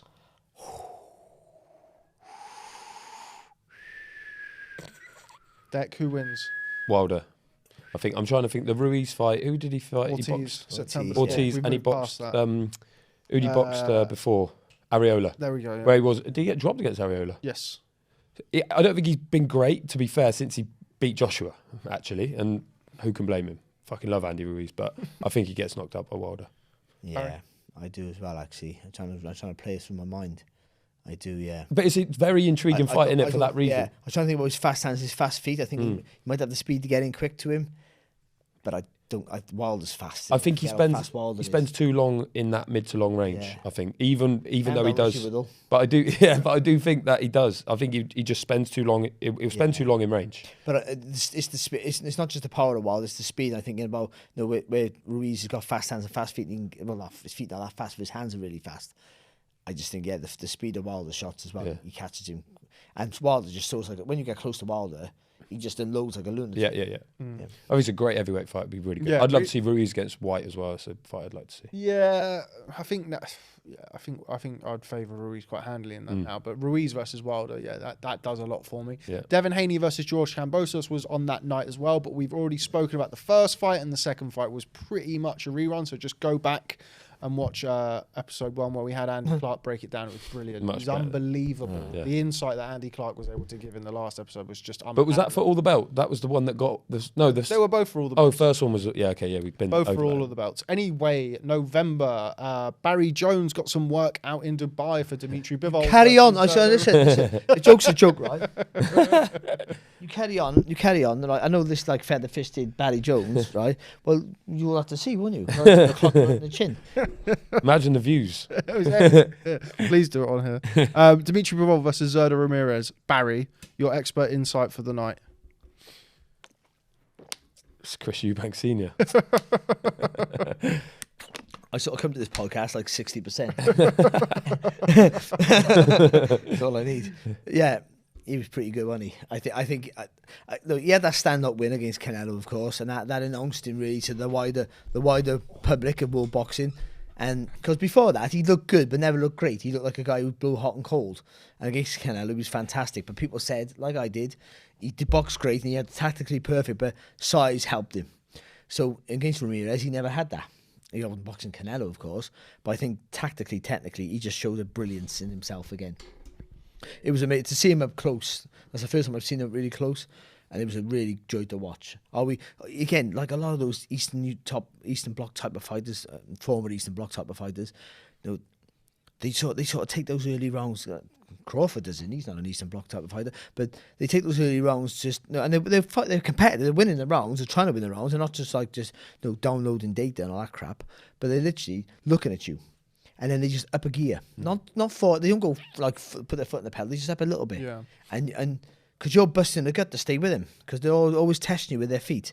And then he just upped the gear a little bit after like 4 rounds or something, which he was probably winning. He probably won. He won pretty much anyway. All the rounds, yeah. Yeah, but then Zerdo couldn't stay with him. He just didn't have a clue what he was doing. Bless him. Did you have much dealing with Bivol in the week or afterwards? Did you get any access to him? Not me. I'm not sure if the other guys did. Because he seems like a really good character as well, doesn't he? And often Adi Oladipo, who presented, proper their best mate, proper presenter. Yeah, we should get him back. Good guy. But you should literally. If you want your channel to be better, no offense, you do a good job, but you should know. You want to know. It's all about your ego. Adi's a busy man, though, isn't he? He is very busy, man. He's taking all of Barry's work. But you don't do my job, do you? He's taking all the work that you wish you could get. That's what that is. He don't do my job. But sometimes you see people whose English is not great, boxers whose English is not great. Sometimes you talk about Adam. No, his is fine. But you miss that, and it's like a missed opportunity. We had that with Canelo for a while, and actually he's really funny and like a good character. I always thought Povetkin, it'd be great if Povetkin spoke English. It'd be such a good interview. Like, it'd be very interesting. But Bivol has really, this year, has really come on in terms of the way that he interacts with people. Saying, Adi said literally he couldn't be more accommodating. Really? In the Canelo fight, the biggest fight of his life. Like so give him a jacket. Yeah. And I sort of did say, listen, it's not impartial. Your integrity. No, Fuck. Don't talk to Ade about integrity, man. He's at the KSI press conference at the minute. Shout out Ade Oladipo boxing talk with Ade. Actually, I want to do that. Can I end the zone? No, I've known Joe Forney since he was 16. You know what I mean? Back to that fight though, I do think think it laid bare as well that Zurdo's Yeah, career I was has just been a about bit- to come on to this. It's been lacking. He was 43-0, and I think his best win up to that point was Jesse Hart, Yeah. maybe Sullivan Barrera, I think we spoke about it in the preview to it, where it's like, okay, this is his moment. This Yeah. is where we're going to find out how good He he didn't is. have the seasoning And for we it. did. Yeah, and we did. And look, he lost to a guy who, in my opinion, is fighter of the year and certainly one of the best fighters in the world. We also saw how one-sided the Canelo fight was. I think we all agree that Canelo was the superior boxer out of him and Zurdo-Ramirez, but Zurdo was essentially a heavyweight Yeah, going big in boy. there. But And a big southball. Yeah. yeah, big and aggressive. We can fight inside. Loads of But things Bivol had all the stylistically. answers for it. We're going to cause Bivol problems if he allowed him close. Yeah, but Great performance, and it was nice to see. I say nice, but it was new ground broken for Matchroom, another territory that they're involved in now. And the commentary mixture. Com- with the commentary was Americans amazing. The Americans and the Welsh. Oh, mate, yeah, that was you and on DAZN with Mannix and yeah. no, but I thought it was a really good. I think it was a good God. blend. Jones and Mannix. Yeah, imagine that. They literally, it was so funny, right? Them two, Should do a podcast. lovely, like they were lovely people. Who's the other one? Grisham, the Grisham, WWE fella, yeah, Todd Grisham and Chris Mannix. So they didn't know who I was. They had to Google. They were googling me at the production meet. They were googling my name. So all he does is ID boxing. Yeah, I think they thought it was Barry McGuigan. I think first of all. And then when I turned out, they go, "You don't look.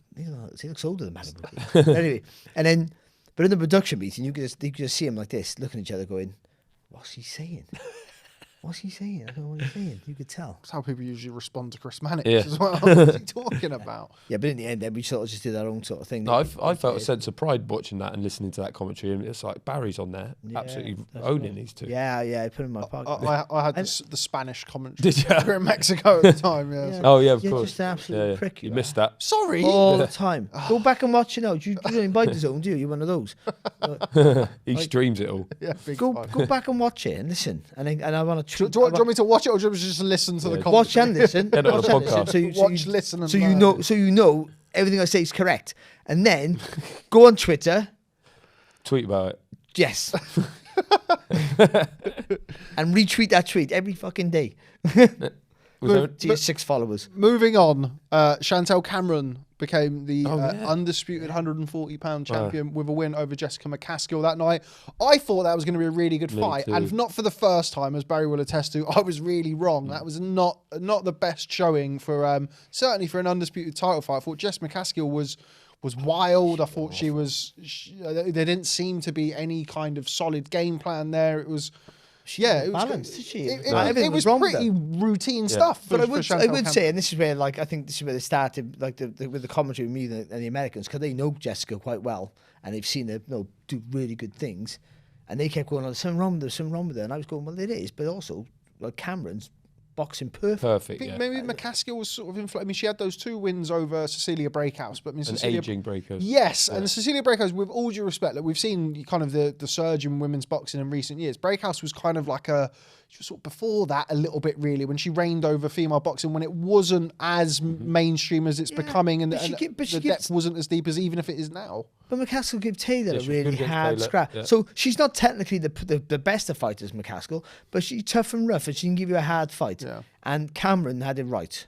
Held the feet enough to make it feel the power, boxed on the move all the time, used the jab really well. She boxed really well, she did. We're all going to complain about the quality of this, quality of that, but that's where we're at with what we saw with them two. And on paper, that was the biggest test of her career by a million miles, and she was maybe the underdog. I think Of course, she would have been the underdog. You Of course got she would have to been. give massive credit to Cameron Jamie was Moore and great. Nigel Travis as well, because Cameron loves a fight. Yeah, so yeah, like yeah. she would have everything in her being wanted to just stand there and have it with McCaskill. She boxed beautifully. I did the preview for Boxing News, and I remember writing, "This is going to be another. It could be another classic for women's boxing." And it fucking wasn't. No, it wasn't at all. But she did the business, boxed to orders. I thought it was a really good performance. Disappointed in And McCaskill. it wasn't a classic because of her. No. She did. yeah, had to she do played it. her part, and it's she up, did her it was up, bit. up to Her opponent McCaskill. couldn't, ultimately, McCaskill couldn't live with her. Yeah. And it wasn't even a remotely close fight. Yeah, up to McCaskill to make the fight. So let's give what do people say now? Let's give her flowers. Is it? Give her a Give her flowers. Still understand. I mean, give her some flowers, mate. She'll probably call the police. No, but also, there was rumours with Cameron about our weight fluctuating between fights, and now I don't know if this is true, and so if I'm wrong, I apologise. that Jamie had to grab her a while ago and have a word with her and say, listen, like, you can live outside of fights, outside of training camps. You can live like that. You have to be more disciplined when you're not training for the fight. Grab hold of me and tell me that. Anyway, you don't fight he keeps trying to phone you. It's a daily fight. It's a daily fight to get into my clothes. What I mean is, no, she's changed a whole lot. It seems that she's changed a whole lot. If that's true, she changed her outlook on life. She's more of a professional, even when she's not training for the fight, and she just unified the title against a woman who seemed to be like, in the argument for not for pound for pound. She was in the top 4. Yeah, she was in good form. And as well. she now Cameron's reward might be the Taylor fight in Ireland. The big she might get that if you don't make Serrano. Maybe Cameron. But she got everything. She's got Natasha Jonas potential. I know there are different channels, but there's also for the women's boxing. If you're anywhere from a featherweight to a middleweight, you can fight each other. Yep. So it seems. Moving on. Staying with that night, but a quick one on this because we are running short of time and Deck has to shoot off. Shavkat Rakhimov stopped Zelfa Barrett for Joe Cordina's vacated IBF title. Barry, going to come to you as our resident Welsh former super featherweight world champion. Barrett give a good performance, but ultimately just ground down in the end by Rakhimov. Yeah, I think he perforated his eardrum. Yeah, he told me this the other day when I saw him. Because I was saying his balance has gone. It was weird, and I didn't see a real definite shot that hurt him. But he boxes. I thought he boxed tremendously well. Yeah, really. But I think and he got beat, and maybe he was always going to get ground down, possibly. But Rakhimov looked better in other fights than he looked against Barrett. Yeah. And the way Barrett fights with his legs nice and wide, the energy's going to deplete quicker than other fighters. But the sharp movements, and they were a bit too sharp at times. But it was that punch that hit him on the ear, perforated his eardrum. I think then he unravelled dramatically quick after that. And the stoppage was nothing wrong with the stoppage, and it was a good win. But all I thought was, he's shown what level he's at now, Barrett. But it didn't quite seem that he was ever going to bet that sort of level, to be honest. I thought he's a good fighter. The Kiko fight wasn't good. But he's one of those fighters out. Yeah. One of those fighters that looked good. It looked really good at a certain level. But then when he moves out that level, just can't produce it. I thought he was one of those unlucky sort of fighters who looks great a level below himself, but just can't step it up. But it also showed that Cordina. I thought Rakhimov was a really hard fight for Cordina. I'm not so sure it is now. No, I feel like there was that performance. Yeah, Cordina in that night would have played with Rakhimov. Yeah, I agree. I think. But listen, it was so close. Barrett almost became a champion of the world. And if you want for that year, he was on his way to. Rakhimov had to show something he hadn't shown in that fight to get the stoppage. So there you go. Following weekend, we saw Sonny Edwards defend his IBF flyweight title against Felix Alvarado. Barry, I know you're a big fan of Sonny Edwards. I know we kind of came into this year hoping to see that Julio Cesar Martinez fight. We haven't seen it, but a good year for Sonny Edwards. Racking up the wins. He had Mohamed Wasim and he beat up the troll as well at the gym. Beat up the troll. What was that guy's name again? What was his name? Something. It was like Italian guy, wasn't he? You not know this story? Someone turned up at his gym like a Twitter troll, and Sonny sparred him. Yeah. So, anyway, moving on. Stick that on the list. Yeah, Sonny Edwards versus what was his name? Something Tanga. Yeah, Hashtanga. Hashtanga, yeah. Hashtanga. Anyway, Sonny Edwards, great performance against Felix Alvarado in defending his IBF flyweight title. Right? Barry, what's that? Yeah. I'm lost now because you're talking about absolute shit. Fab Tango. Fab. Oh, God. Yeah, I love Sonny. I'm a big fan of Sonny. Listen, he stands everyone on their head when he wants to. And what's Sonny? He's so gifted, Sonny, that he can make a non-competitive fight look competitive. I think without any danger of losing a fight. So he's an intelligent kid. He knows how to play the game. But I'm worried that he's not getting the right tests for what tests he have ahead. If that makes any sense. No, he can get too comfortable when you're a maverick like him in his ability. You can get too comfortable in your own skin, and I think that, and he is. I think he's brilliant, and I've always been a big fan of his. But there's big hard fights to him around the corner, and I think he just got to be aware that he's not going to be able to play with them. And I'm sure he is, but that's the only worry. I think he's enjoying himself in fights. And he's bringing fighters on. He's letting them come on to him. And he's letting them do stuff because he knows I'll make it look competitive, but I can just do enough then to nick this round, and then I'll dominate the next 4. Then I'll bring him back in, and he has that ability. But if he does that against Martinez, I think I'll box him Martinez. But if he gives him an opening, that might be good night. And Rodriguez is down at his weight. Yeah. all right, Nakatani, as you said, Moved up. He's moved up. That's a good result. But I mean, but Rodriguez at his weight, and that's a really hard fight. That's the fight, isn't it? That's a really hard fight. Sonny don't get away with a lot of things he gets away with now. He doesn't get away with against Rodriguez because he's a kid who just moves around around the body just so like brilliantly. He really does, and that's the fight. And also, Rodriguez holds his feet enough to get loads of weight beyond the shots, which is very difficult when you're moving your feet that fast. To have the mindset to stop and make sure you get weight on the punch. It's fair. I know it's fair because I used to do it, but I couldn't hold my feet. I had to keep moving and throwing, and there was no power in the shots. So that's the confidence to hold your feet to knowing you're not going to get caught to do it, especially for a young man, is just brilliant. But Sonny, on his day, will beat anyone. I agree. He's got that type of style, hasn't he? Yeah. If he pitches the perfect game, it's going to be very difficult for somebody to beat him. Anybody can. But he got to go now. I'd say that by him. Got to go now because don't use it, you lose it. You can use. I think he's a bit like James DeGale. He's a fighter that will only really sparkle when he needs to, and that in that fight, that BAM fight, he'd have to.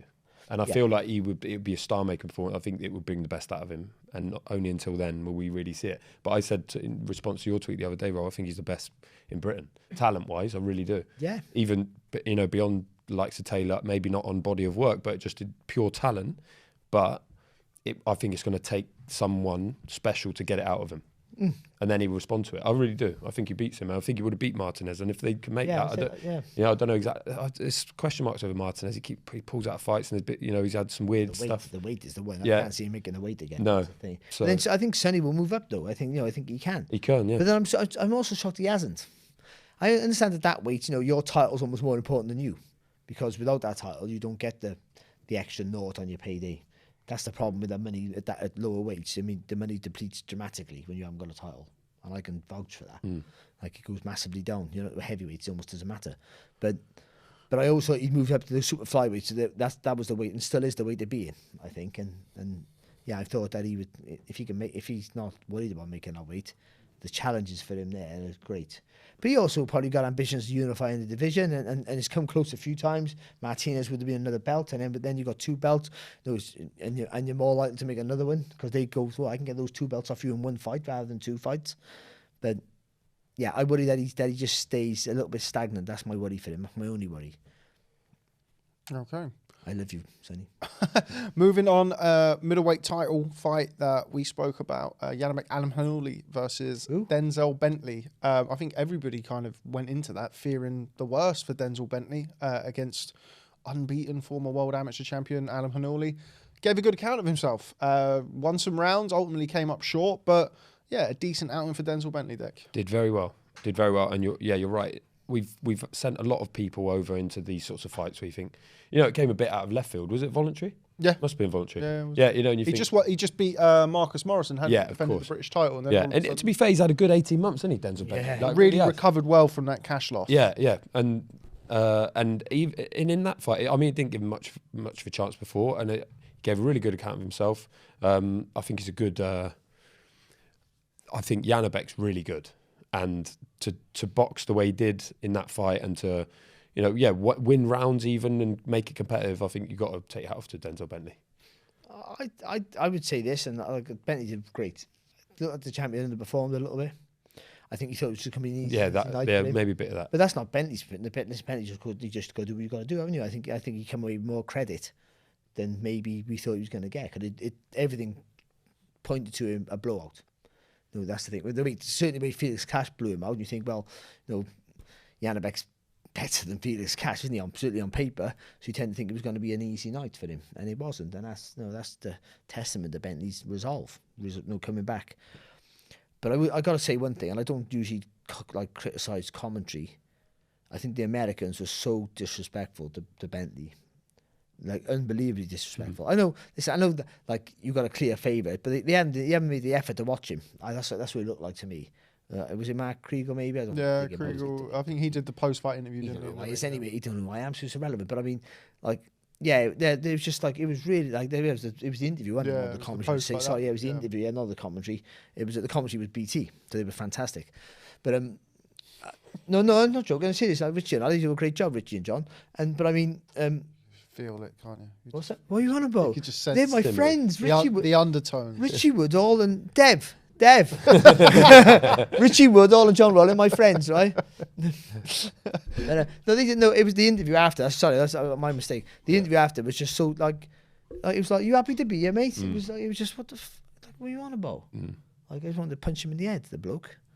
That's all I got to say. But Bentley, listen, sometimes you gain from defeat, and I think, and mentally for him, even when he got beat, he'll go, oh look, there's a guy here they've been raving about. I pushed him. He was never in danger of winning the fight. I don't think he was never in danger of losing the fight, Janibek, but he pushed him, and I think you can come away and you can build off that. And it's a sort of performance where he could, in the future, land a fight on the back of that in America. People will see the fact that he, went the distance with Janibek, he won some rounds, and you could potentially get if he has a rematch with Cash now, would you pick to win that? The way Cash has performed recently. It's a good question. Do you know what I mean? All of a sudden, Cash hasn't looked. Cash looked great to that. That was his platform to go boom, the super talent, and he's had some problems outside the ring, haven't he? And and he's come back and he hasn't looked the superstar that he looked like he was going to be all of a sudden. And that might change, of course, but right now, from boxing is very fickle.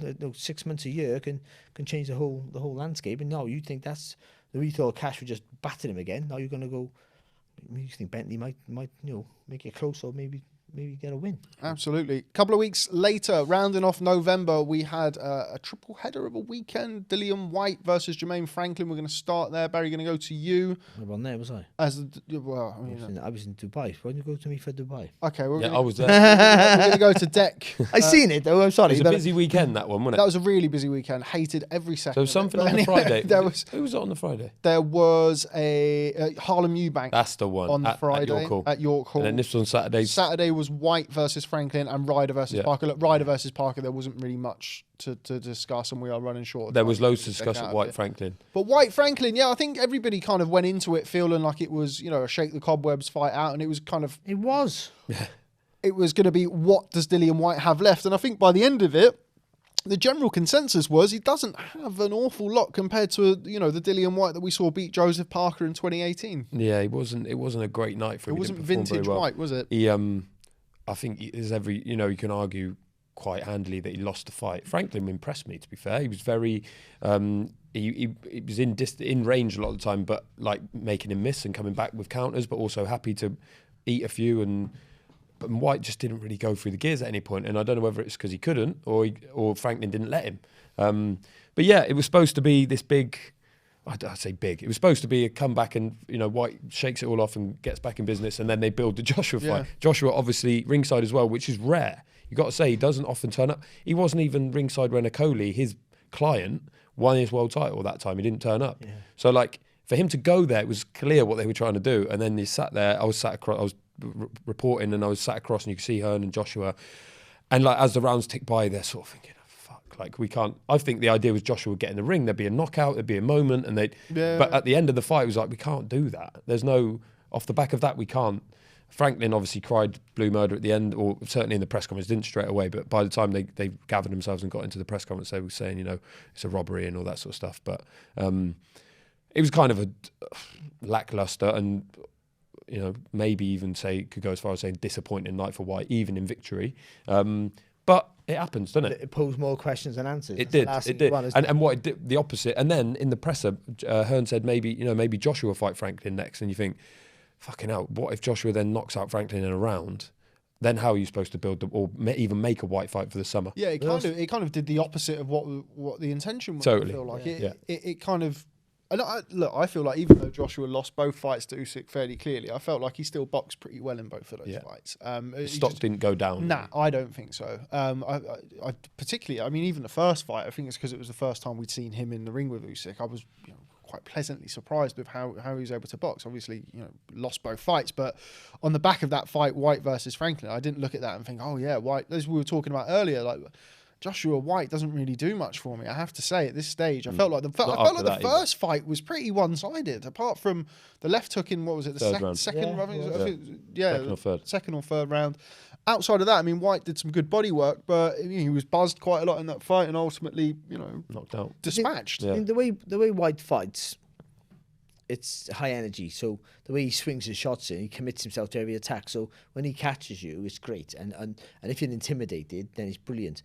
But that's why I never thought the Fury fight would be remotely competitive, because when he commits himself, if he misses, he has nowhere to go. He's usually squared up. He's over his front foot. His balance is awful.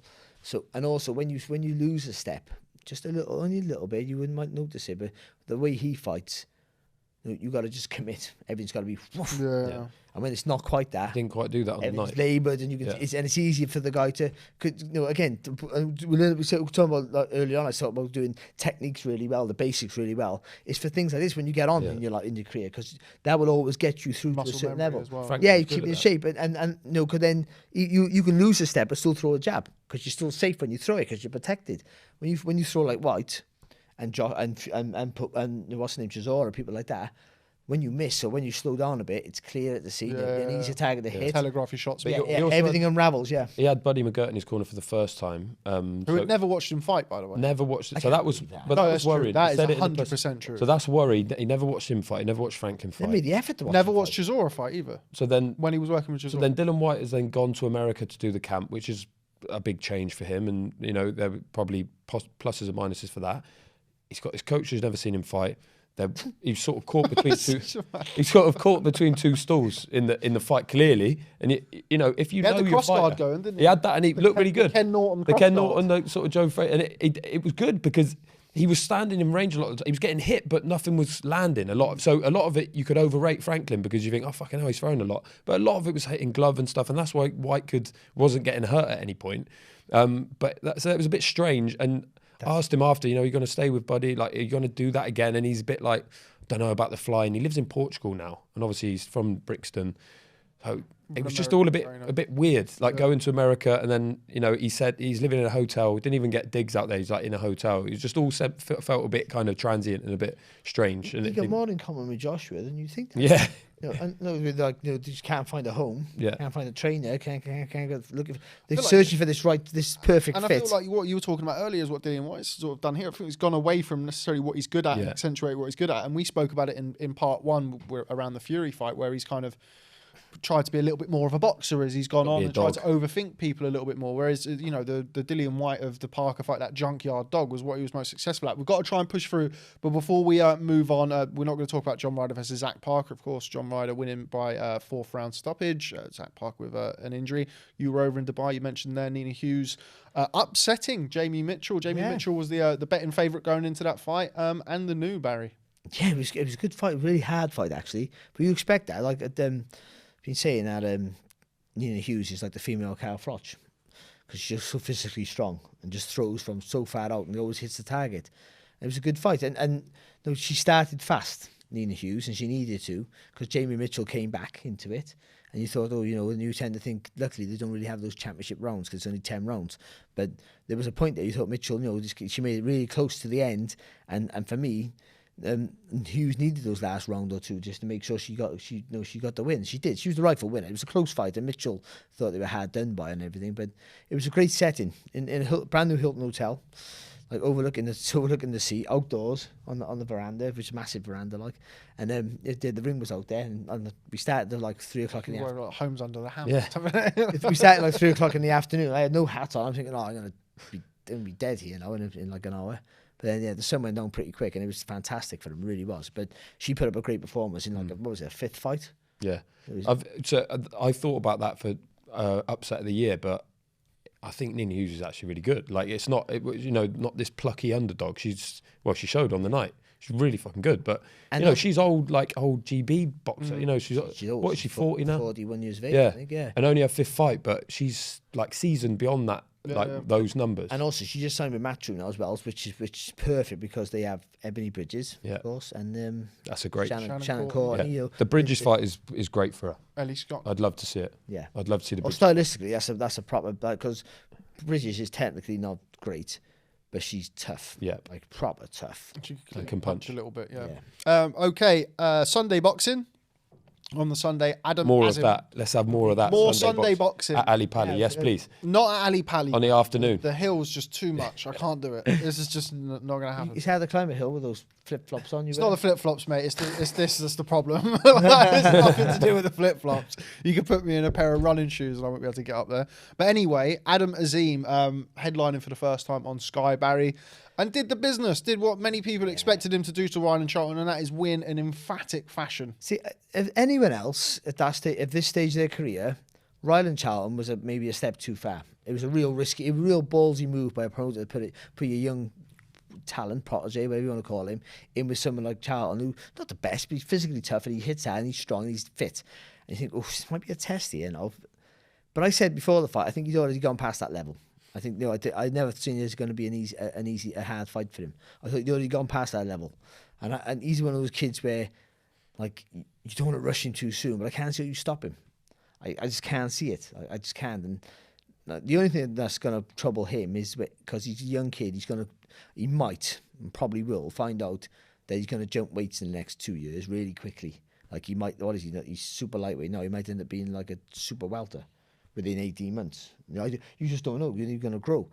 But he's going to lose the attributes that he has now, which is the reach and the height. Because he got a great judgment of distance right now, but he has that luxury of being so much bigger than his opponents that he throws from too far out and they can't get anywhere near him. I think he might go down before he goes up. Do you think? Well, you know more because you're in love with the gym, aren't you? Like, you actually are. It's ridiculous. Like, it's like you like, if Madam Bannon adopted you. His computer went like that then. But you know, but it's but he might. But I think ultimately in the end he's going to grow and fill out. So you know, once he gets like 23, 24, he's going to start filling out. Not everyone does that, by the way, but most people do, and so he'll lose advantages there. But I do think he has natural power. He has great judgment of the distance, and I do think he is a precocious talent. He is. I think he's a superstar in the making, and I don't know why. Because nothing he does, everything he does is really good. But nothing he does that makes me go, wow. But just the feel of him. I can't put my finger on it, just the feel of him. He has that X factor. Well, look at Dalton Smith. You see Dalton Smith and I go, he's brilliant, Dalton Smith. You know, he's a future world champion. He's great. He does everything right. He's brilliant movement. His eye, his movement, he just spins on the front foot. He does everything great. I love him. Double jab. Yeah, double jab, he pivots and all that, you know what I mean? He reminds me of Kawasaki. But when I see Adam Azim, I just go, superstar. Yeah. Superstar straight away. And I don't know why. And he's on Sunday. That was, what time was the main event? Like 7 or 8 p.m. or something like that. On Sky. It was earlier than that. It was like 6 o'clock. On Sky, absolutely beautiful. Done by 7. Yeah. We're going to move on because we've only got Deck for about 10 to 2, so we've got him for about 20 minutes. That's for sure. I didn't do maths at school. December, Josh Kelly, unanimous decision win over Troy Williamson in a fight where a lot of people were picking Troy Williamson. I feel like we discussed this and the fact that I think a lot of people were picking Troy Williamson based on perceived fragilities and holes in Josh Kelly's game, but there didn't seem to be many on the night, Deck. Nah, we did on the George Goes Boxing Club podcast. We did available on all podcast platforms. We did comeback of the year, and obviously, you know, it's Jordan Gill and there's Daniel Dubois. But when you think about comebacks, like in the other sense of the word, what Josh Kelly did that night was announce himself as, I'm still here. I'm still what excited you in the first place, because people were picking him to get stopped, not just lose, but for Williamson just to sort of walk him down, beat him up, because they was like, this guy's got no heart. Look what he did against Avanesyan. He can't maintain all that show pony stuff. And what he did, it was very early in the fight. He landed, I think it was a right uppercut. Right uppercut, left hook in the first round. Yeah, and you think, fuck. Yeah. Like, as in, and he did it with that style, and that he didn't get anything back. His hands are still down. You think, okay. Like, there's, I hate to say it, but there are levels, and he showed that level, that amateur pedigree. He showed that he's mercurial like no other boxer in that little clutch that he was with, and Williamson just had no answer for it. And he like broke his heart. You think Williamson, when you think of someone's heart being broken, you think they're on the inside getting chipped away at, but it was just like, what do I do with this guy? I think for Williamson, it was, putting the pressure on and trying to grind him down late on in the fight is all very well and good. But when you're getting hurt and you're getting hit with every shots, time, it's making you think, oh, yeah. And it's like he got buzzed in the third round by right hand as well. Yeah. Well, people forget that Williamson does get buzzed. Yeah. Mason Cartwright had him down, Cheeseman had him hurt. He got buzzed in the fight before his last. He had a run out, an 8-rounder, I think, against. And he got hit with a right uppercut from like the other side of the ring. And he was buzzed. But he couldn't have tried any harder. I did the commentary for Channel 5, great company to work for. George was on the punditry actually. George, no, he come and joined us. Oh, he did, yeah, the 3-way. 3-man comedy, very difficult to pull off, and I 3 men, 1 mic. And I held his hand, right. And Dave Farah, the proper commentator. But yeah, it was a good night, good atmosphere. It wasn't packed out, but it was a Yeah, because it was a big northeast derby, wasn't it? Yeah. but it was really, but again, it wasn't packed out. But it was a really good atmosphere. It was, and there's a lot of pressure on him, to be honest. Josh Kelly, but he didn't show it. No. Show a kid who really believes. I was going to say who's in love with himself. That makes him sound like an idiot. Who really believes in himself. Yeah. No, the evidence in fight, evidence is world class. I mean, okay, world class to a point. He's never going to win a world title because his division's steep. But he's still he's beyond that European level. He's top of the tree at European level clearly, and I know, and he's moved up in weight and he seemed more comfortable. You know, his engine was good, but he wasn't put under the pressure. See, Williams had to put him under pressure to make him panic. And even though he tried to come forward continuously for 12 rounds, it was route one. It was always like in straight lines, squared up in straight lines, and he never really. And if he looks back, he'll go, "I should have cut the ring off there. Should have done this, should have done that." But Kelly's constant change of direction. The feet won him the fight. The punches obviously, pick up the points, but the feet won him the fight. Because every now and again, when Williamson was trying to rush him, he just changed direction really quick. And it's a simple movement, but it just throws you because you follow him, you're following him. You see him in the corner, you go to make that step, and he goes the other way. You go, I've got to start the bloody again now. And that's how it is. And he was just fantastic. He really was. And I think in the end then, Adam Booth was really good in the corner. He just, after around 10, he went, hold your feet now. And I remember saying, I think they're going for the stoppage. I think he have tried it. But Williamson's tough, and I think he thought I don't want to risk it. Yeah. But He's done the hard work. But he said just slow down your feet now. You don't need to run now. He's done. Like he's ready to go. Just see what he's like it was a really stand-up performance in a fight with more. His opponent was hard in his own right. Williamson's a good fight in his own right, but the pressure added to him beyond that as well. Because bear in mind, you got a successful business outside of boxing. He's an Instagram, like one of those Instagram mob now, isn't he? And they sort of tend to think, does he really want to box? Does he want to be known as a boxer, but really don't want to fight? And we've seen loads of those over the years. But he proved that he has to have resilience as well. He did, and that was on the Friday. Right, we're going to come to you for this deck because we've spoken about Tyson Fury and Derek Chisora, as we discussed earlier. Probably the trilogy bout that was least required over Canelo versus Gennady Golovkin. Tyson Fury did what I think we all expected him to do, Deck, and the gulf was sizable. Yeah, I didn't like it much. I didn't. I mean, I don't know what there is to say because Tyson Fury, we knew that was going to happen. And he did the job. And Chisora, we know, is super tough. I feel like there was a point where Tyson Fury was like, it's my mate in here. I'm not going to try and put him to sleep here because, like, he's probably worried about him. He's a good guy, Fury, especially to his mates and to the people that he knows and he loves. Chisora, he could count them. Someone wants access. Yeah, but he could count. But you speak to Parker and you speak to even Kolbenstein, the guy from Iceland, and these guys that. No one has a bad word to say about Tyson Fury. Yeah. Anyway, what I mean is that I think there was a point in that fight where he thinks, "Fuck, like I don't want to batter my." Then because he has to still keep him off, it just becomes this numbing beating, which is probably speak to an expert, probably far more damaging. But it is worse. It's I've got to say, worse. Steve Bunce on the commentary was excellent in the way that he's obviously getting paid to be there. From about round 3, he's like, I don't want to see that. Like where this has to stop. This is not good for us. Instead of just, look at this performance. It was some real good. I would say, right, Buncey in the last few months has been on fire. His commentary and really, it's the best he's been for. But it was nice to hear that because sometimes you watch things and you obviously by all people accounts, get the BT commentary was like, I didn't know because but that it's that feeling of like. When you're being told something, you're seeing something different. Yeah. That's why I like listening to you because often you're like, okay, he's saying what I'm seeing, but then when you're seeing it and you're thinking, fuck, like these people are selling me something, but then you think Steve Bunce as well getting paid. He's there. He's going, nah, this needs to stop. This is not good. This is not good for Derek. This is not good for sport. It was nice to hear. Like it was good to hear to know that perspective was there. But I mean, the thing is, we've been over it before millions of times. Tyson Fury, he needed a fight, and there weren't many options. And really, in the shake-up, Chisora was fine. 27 quid on pay-per-view. You fucking That's the issue, isn't it? That's the only issue. And I'm complicit. We've done enough of the. No, let's go on about it again. But I'm complicit because I'm an addict. I wasn't going to pay for it. And then I was like, you paid for but it. by the end, by the time I'm like, well, I have to fucking watch this, but I have to put the money in the pocket of these people, and because you do. And I must say, Frank Warren sold what 60,000 tickets. Yeah, I know, yeah. They They did look over great, though, 150,000 tickets in 2 stadium fights for Tyson Fury in one-sided fights. Yeah. That is proper promotion. That is like Yeah, but they one-sided fucking nailed fights it. on paper, not just one-sided fights. They didn't No. transpire the one-sided fights. They were always going They to be were, one-sided yeah, fights. and that's the point of Tyson Fury. I mean, let's just people throughout history have had mark time fights and have had keep busy fights, and that was what that was. I hope it doesn't do Chisora any damage, but it's not my business actually. And I don't think it's anyone's business what Chisora does. But it wasn't great to see.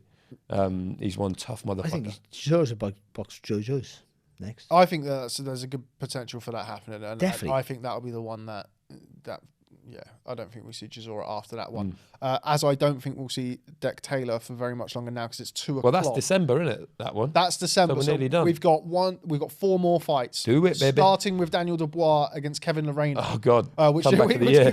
could go on for a little while actually. Probably longer than the fight. Yeah, very strange one. Depends what round you're looking at. Yeah, I mean, yeah. So maybe we'll stop the podcast 10 seconds early. But Daniel Dubois picks himself up, dusts himself down, and stops Kevin Lerena in the 3rd round. But another fight for Daniel Dubois where it raises certain questions. It answered maybe a couple as well, but yeah, I think it kind of slowed the roll on Daniel Dubois as one of the top boys at heavyweight. I think for a little while, Dec. Yeah, I mean, definitely. But I still can't really work out what happened with the knee and stuff and what happened with the knockdown. You know, it's like, oh, his leg's gone, but then obviously it hasn't because it's still underneath him for the thing. Like a temple shot. Temple they make shot. They make your legs Yeah, fine, but then your chin's fine. But then there was this argument or suggestion that he's done a tendon or something, and that's why his leg had gone weird. But 3 knockdowns in the 1st round. What it does say, fucking great heart from him. Yeah, I mean that was one of the big things. That was the question after the Joyce turned fight. it around. And there was more than one occasion in that 1st round where I thought He could have crumbled. yeah. And like the 2nd and 3rd knockdowns weren't really knockdowns. He kind of elected to go onto the floor, and you kind of looked at them and thinking, oh God, like he's going to stay. He's going to go, yeah. But Shane it. did a brilliant job in the corner as well. I thought in what he was saying to him. Obviously, it's a crisis moment, and you've got this guy. We know what McGuigan says about Dubois. He's like a robot, and you just have to tell him an instruction. Don't try and explain anything. Don't try and like get anything flowery. It's just like throw the left hook and he had to try and get him out of that through that crisis, but also get him punching again. And Lerena didn't want it in the end when he got, obviously, because Dubois can punch really hard and he's a cruiserweight. And Crazy, just stopped throwing punches, didn't he? Weird old finish. Yeah. A bit of a shame that the finish was controversial because he was gone. Yeah, he was definitely finito. gone. But yeah, it's a weird one because it's hard. It's really hard to place Dubois because he's not ready at all, but equally he doesn't have to be at 24 or 25 or whatever he is. He's going to fight. He's been ordered the fight. He's been ordered. He's there. It's just, and again, it's not the fighter's fault, but like he's going to take all the flack for that. Because when I saw Usyk's been ordered the fight to defend his title against the regular champion down in Dubai, I laughed. It's not his fault because you offer the title fight, whatever you offer the fight, you take in. If they say you're a world champion, you go, I'll take that. Yeah. But it's not real, and now we've got him fighting Usyk. It's just not even a fight that. Well, I think there may be some political moves for that one, wasn't there? Yeah. So the IBF and the WBA rotation, and they order the WBA, and then they can kind of get control of that undisputed. But it just ridicules everything. It ridicules the fighter because he's gonna take the blame. But he's done nothing. But he's gonna take the blame. You can't beat him. He'd kill you and all that. All that crap you can have all that on Twitter, and it ridicules the sport. How can you match him against him? Because they should have done with Tebbutt, like I said. Never prodded a fight, never trained a fighter, right? Never done anything except box mediocre boxers myself. Managed Joe Fournier though. But he's got glasses for me. But it should do what they did with Wilder against Hellenius, but at a lower level. A big guy who looks big, but he actually, he's there for the taking. Can you just get these sorts of guy with 6'5", 6'6", big fat lump, and let Dubois just knock him from here to next week and go, whoa, Dubois back. He's sort of done that already, though, hasn't he? Yeah. But he needs that. No, he needs that. I think on something like that show, he didn't need a bloody cruiserweight, did he? No. One thing, and then look bad, He looked bad against a cruiserweight. No, everyone's going off. Yeah, it does. One thing that came up in the review was discussing with Andy Clark was Andy Clark. Yeah. Never. Well, this is the one that you had to leave early. Oh, that one, yeah. Sounds familiar. But anyway, yeah, sounds familiar. But anyway, why not throw him in if he loses, he can rebuild. He gets paid well. There's a chance that he could win by knockout. I mean, if he hangs around, we've just seen. Throw him in with who? With Usyk or a top guy. I mean, if he hangs around in the top 15, top 20, he could come unstuck. He could lose to Lorena or somebody like that, and he loses for 10% of the money. Well, but he's next. He's in line. Yeah. Oh, you're right. I agree with you. Can he go up? He gets a big payday in a fight that nobody expects. They did it with really Chisora. They did it with Chisora with Klitschko back in the day. Give him a go. Then he can rebuild properly if he loses. Do you not think? I'm not advocating for that, but it's a different side of. That's your opinion. Give him against Chisora. I think it would psychologically ruin him for good. Because he wouldn't hit Usyk with a punch, and I say he'd be peppered. Usyk, those shots are not hurt. Yeah, they hurt. Yeah. And he gets stopped and humiliatedly stopped, which he should do because it's like you can't just go in beyond your level. It happened to me once, and I got knocked down 6 times. It can like psychologically finish him, and a young guy, a young talent. That's like just saying put everything in. You got potential. We'll put Adam Mazzino in with Terence Crawford because he'll be a welterweight soon. So just chuck him in now, innit? If he loses, don't matter. He just lost to the best fighter. Yeah, but he's kind of. It's exactly the same thing. No, it's exactly the same thing. Dubois being the regular champion means that he's there now. No, he's not there though. But that. No, not in ability wise, but as far as promotionally, you end up putting him in with a Lorena or somebody like that, and he gets beat, and then all of a sudden he gets beat for a top 15, top 20. Jerry Forrest is a hard fight for him. Yeah. And if he loses that fight, he loses his position. He gets paid 10% of what he would have got paid before, and the rebuild is much more difficult on the back of a loss to Forrest. Well, yeah, but I'm looking from a sport perspective. I don't know. Money wise, or maybe you just wait around for the don't fight anyone until our title comes vacant. Then that's the best. Because you fight the Usyk for the championship of the world, you get well paid. I don't know. I think for sporting wise, if you want this kid to have a development fight, if you want him not to get just like beat up and outboxed and outclassed, look what he's done to Joshua. You just can't understand how he couldn't hit the kid. And how he got totally outboxed and against a guy who's half his size in his mind. And look at him, he's unravelled, bless him. And that might be the same for Dubois. I think so. Doesn't need Usyk. Maybe he gets brutally beat up against Usyk, and that's not a slight on Dubois, because Dubois potentially is a good fighter, potentially he's a very good fighter, but he's young, too young, I think, for my opinion. Yeah, should have had a year in the seniors at least.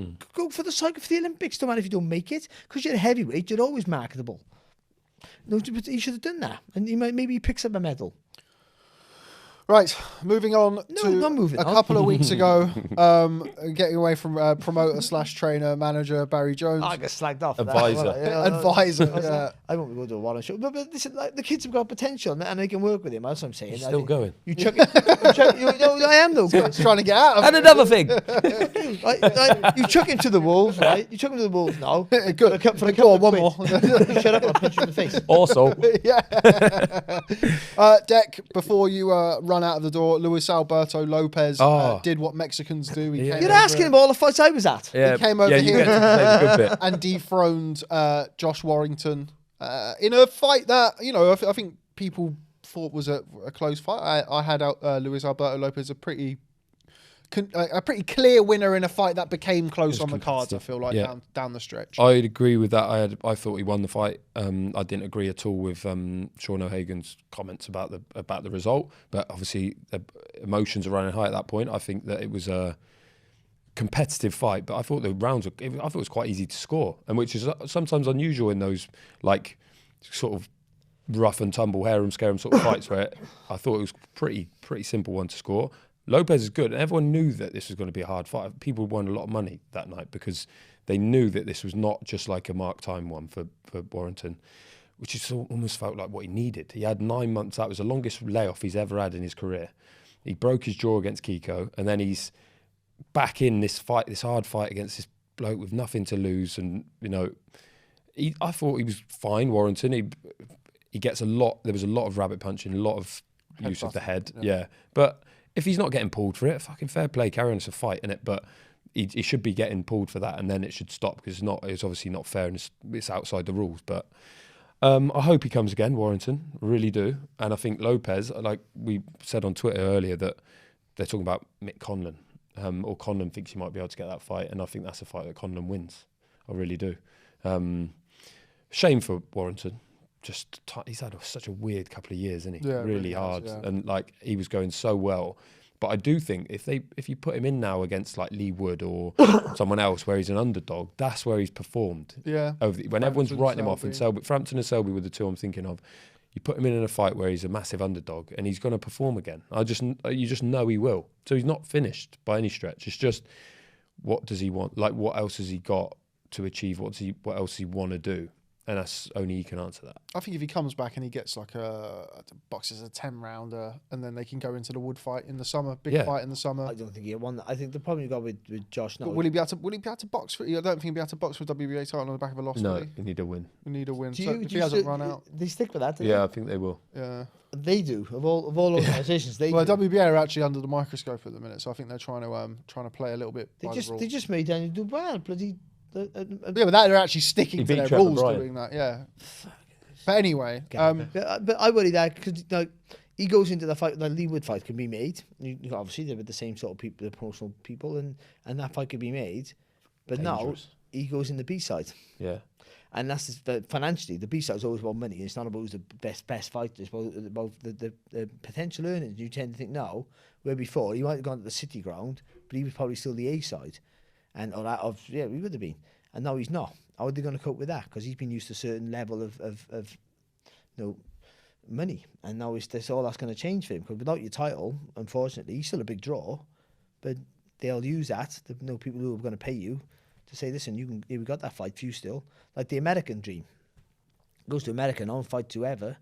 But you're going very much as the opponent much now. money. yeah, it's a different. Does he still want to go there? No, it's a different thing. And also his fans, they'll still follow him, but not with the same intensity. As No, he maybe used to. not. And I do think that all that, like, I do think there are miles on the clock with him. Of course there is. How can it not be with the level of opponents? And also that tight defence he has. Seen him with Steve Robinson, who was brilliant. Like, I go back to people I know in my generation. He would block loads of shots, but he's still taking them, sort of. And then in the end, he got stopped by a kid who couldn't really punch. And Steve had a great chin. Like, Warren's got a great chin. And he got hurt there and he didn't get stopped. He's getting hit by a guy who could really punch, by the way. But I mean, he's just a little bit slower than he used to be. And he's going through the motions, that muscle memory thing that I talk about. But it's just the intensity is not quite the same as it used to be. Something's lacking with those attacks that he does. And he's waiting, and he's trying to get a little bit too close before he does them. Wait, no, and it's only like a half a millimetre. I'm exaggerating. Yeah, I know what you mean. It's only a little half a step closer, but you got to make sure he's perfect for it, let his hands go. And by doing that, it allows the other guy to throw the shots. I worked on the radio for it, so you score him round by round. And it felt to me that Lopez won the fight. But Warren came on strong at the end, and I did say on radio that might be enough to maybe get him over the line. But I had Lopez winning. Like, I thought felt like Lopez won the fight to me. But I scored a draw. My scorecard was a draw. So I sort of, especially when I do radio, I never look I score the round, and I look and I hide it away, so I don't want to influence what I'm going to say in between the minute round and the minute rest. But I felt like Lopez won, but I had a draw, so it was a class sort. I thought it was a close sort of fight, to be fair. But Lopez's work stood out clear. That's the thing. Yeah. Right. And if you're watching that fight in its entirety without scoring round by round, Lopez looks a clear winner. Yeah. And I would say, no, I'm joking. Anyway, Deck, two more. One of which, Terence Crawford versus David Avanesian. Terence Crawford punching so hard that he broke both of his gloves. Six round stoppage win against David Avanesian. That's a great win. Very good win, and look, I think Avanesian didn't disgrace himself. Went there, won a couple of rounds, put the pressure on, but ultimately was knocked out in pretty vicious fashion. I think he is that 10 knockouts in a 10 row. knockouts in a row. So everything at welterweight has been inside the distance for Crawford. Like, I've always picked him in the Spence fight, more so now. But he got a lot of heat for taking Avanesian as an opponent, didn't he? Especially in America. But we sort of know a bit more about Avanesian. We've seen him, and I know it's a good opponent. But he just did a number on him. The finish was quite. He's maybe the best finisher in boxing. Yeah. Obviously, someone like Wilder has that different power, but the way that he goes about a finish and looks for it, sets up like the Porter calculated one. and the calm. Porter one. You know where it was the Porter one where he sat down and someone says to him, and he gets up and he just goes, well, I know what I'm going to do. I'm just going to do it now, and does it. Very, very clinical, nasty bastard as well, which is not often the case when you're switch hitting and stylish and look good and you box well. Not always. They don't always have that vicious streak. He's fucking got one. Yeah, Like Sugar Ray Leonard. Yeah, exactly. Remember when he stopped Kell Brook? Do you remember when he stopped Kell Brook and he kind of like, while the referee was held him, he walked over to Kell Brook and was, you see now. Yeah.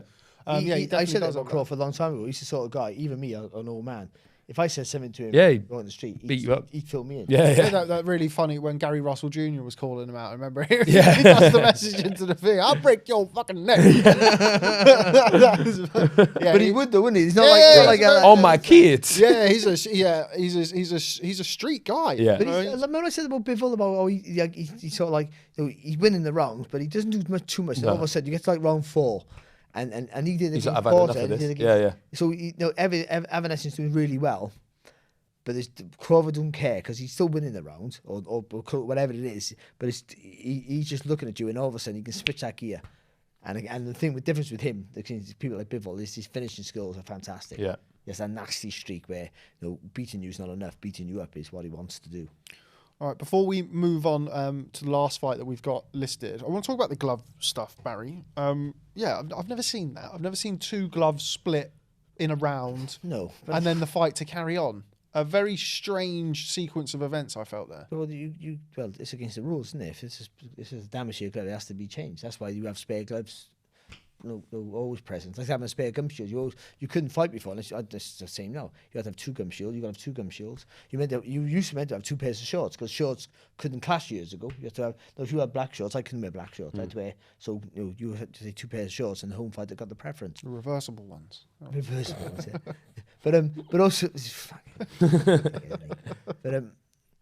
But also, I think with the gloves, you should have spare gloves there ready. I don't know why that happened. So I don't. Yeah, but that's whatever the organisation or commission is over there. Isn't it?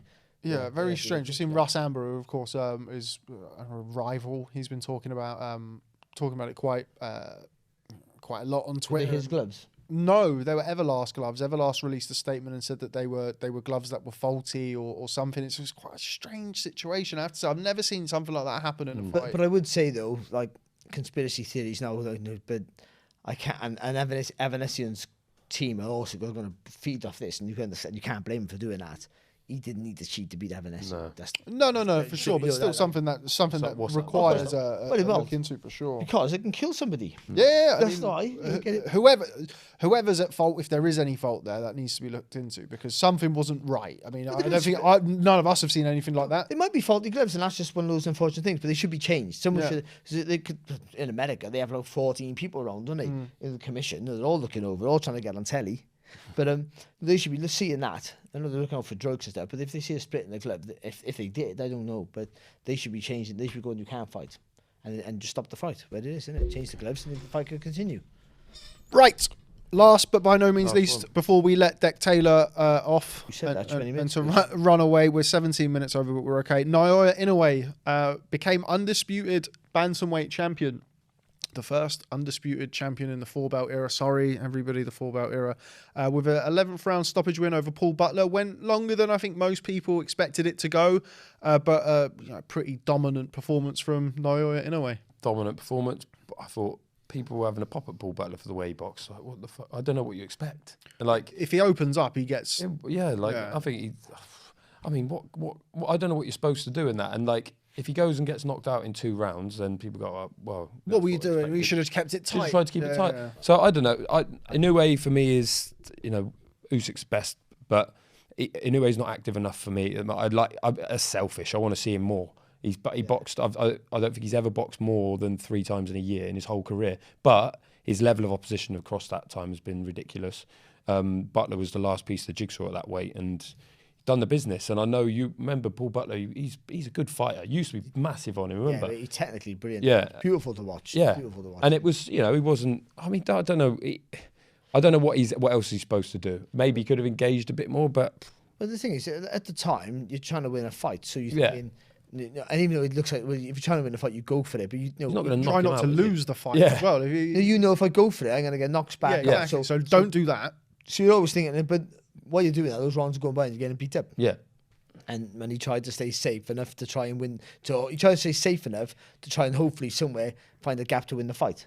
But then ultimately, at some point, you do make that choice. Like I look back at some like my defeat and think, should I have just gone for it? Oh, I don't think I sort of half went for it, but should I really just gone for it and then just put me to sleep straight away? when you're not scared when you're in there. You just generally focus on trying to win a fight. Yeah. You're scared. It's too late to be scared That's now. what he's doing as well. Scared is before the fight happens. Once you're in the fight, sure, yeah. it's just things that I got to win or survive or whatever. So it looks like that, but I think it's hard. You're not taking the punches. All these people who could say that, and I know it's an entertainment sport. It's a combat sport. What's the point in being in there if you're not going to try and win? But he was trying to win in his own way. In a different way, yeah. And in every now and again, he threw a combination, had a bit of success. But every time he did have a success, he got caught with a good shot. And that's the worry. And then you're always just trying to think your way through it. And then while you think your way through it, you're 7 rounds, 8 rounds, 9 rounds down, unfortunately. Do you think you'll have any regrets, Barry? What I just said. You might think, I should have just jumped on him and gone for it. And I would have got knocked out possibly.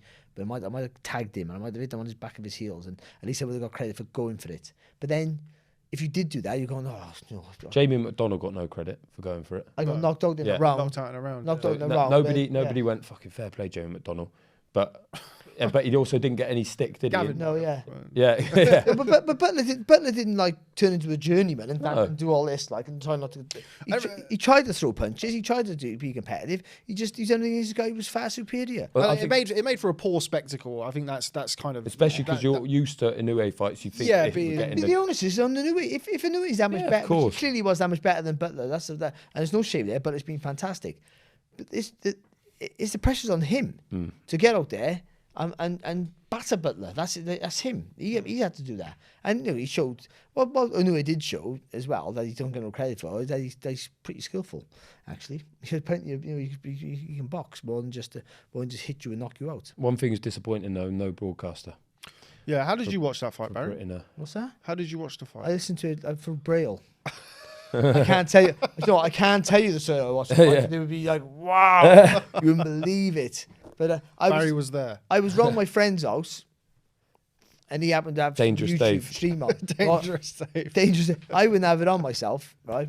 But he had it on, and I just had to watch it because I was there, so rude not to. I would never condone watching illegal streams day in day out. I don't pay. If I don't pay pay-per-view, I don't watch it. If I don't subscribe to the channel, I don't watch it.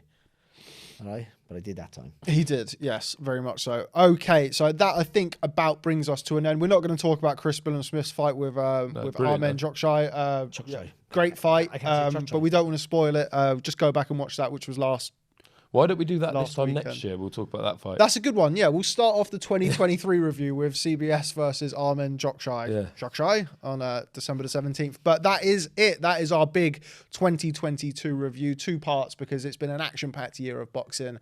Thank you, as always, for everybody who has tuned in to ID Boxing throughout the course of 2022 and to our esteemed panel of guests, Deck Taylor and DAZN Bets, Barry Jones. Thanks very much, everybody. We'll see you in 2023 and beyond, as always. Thanks very much for stopping by.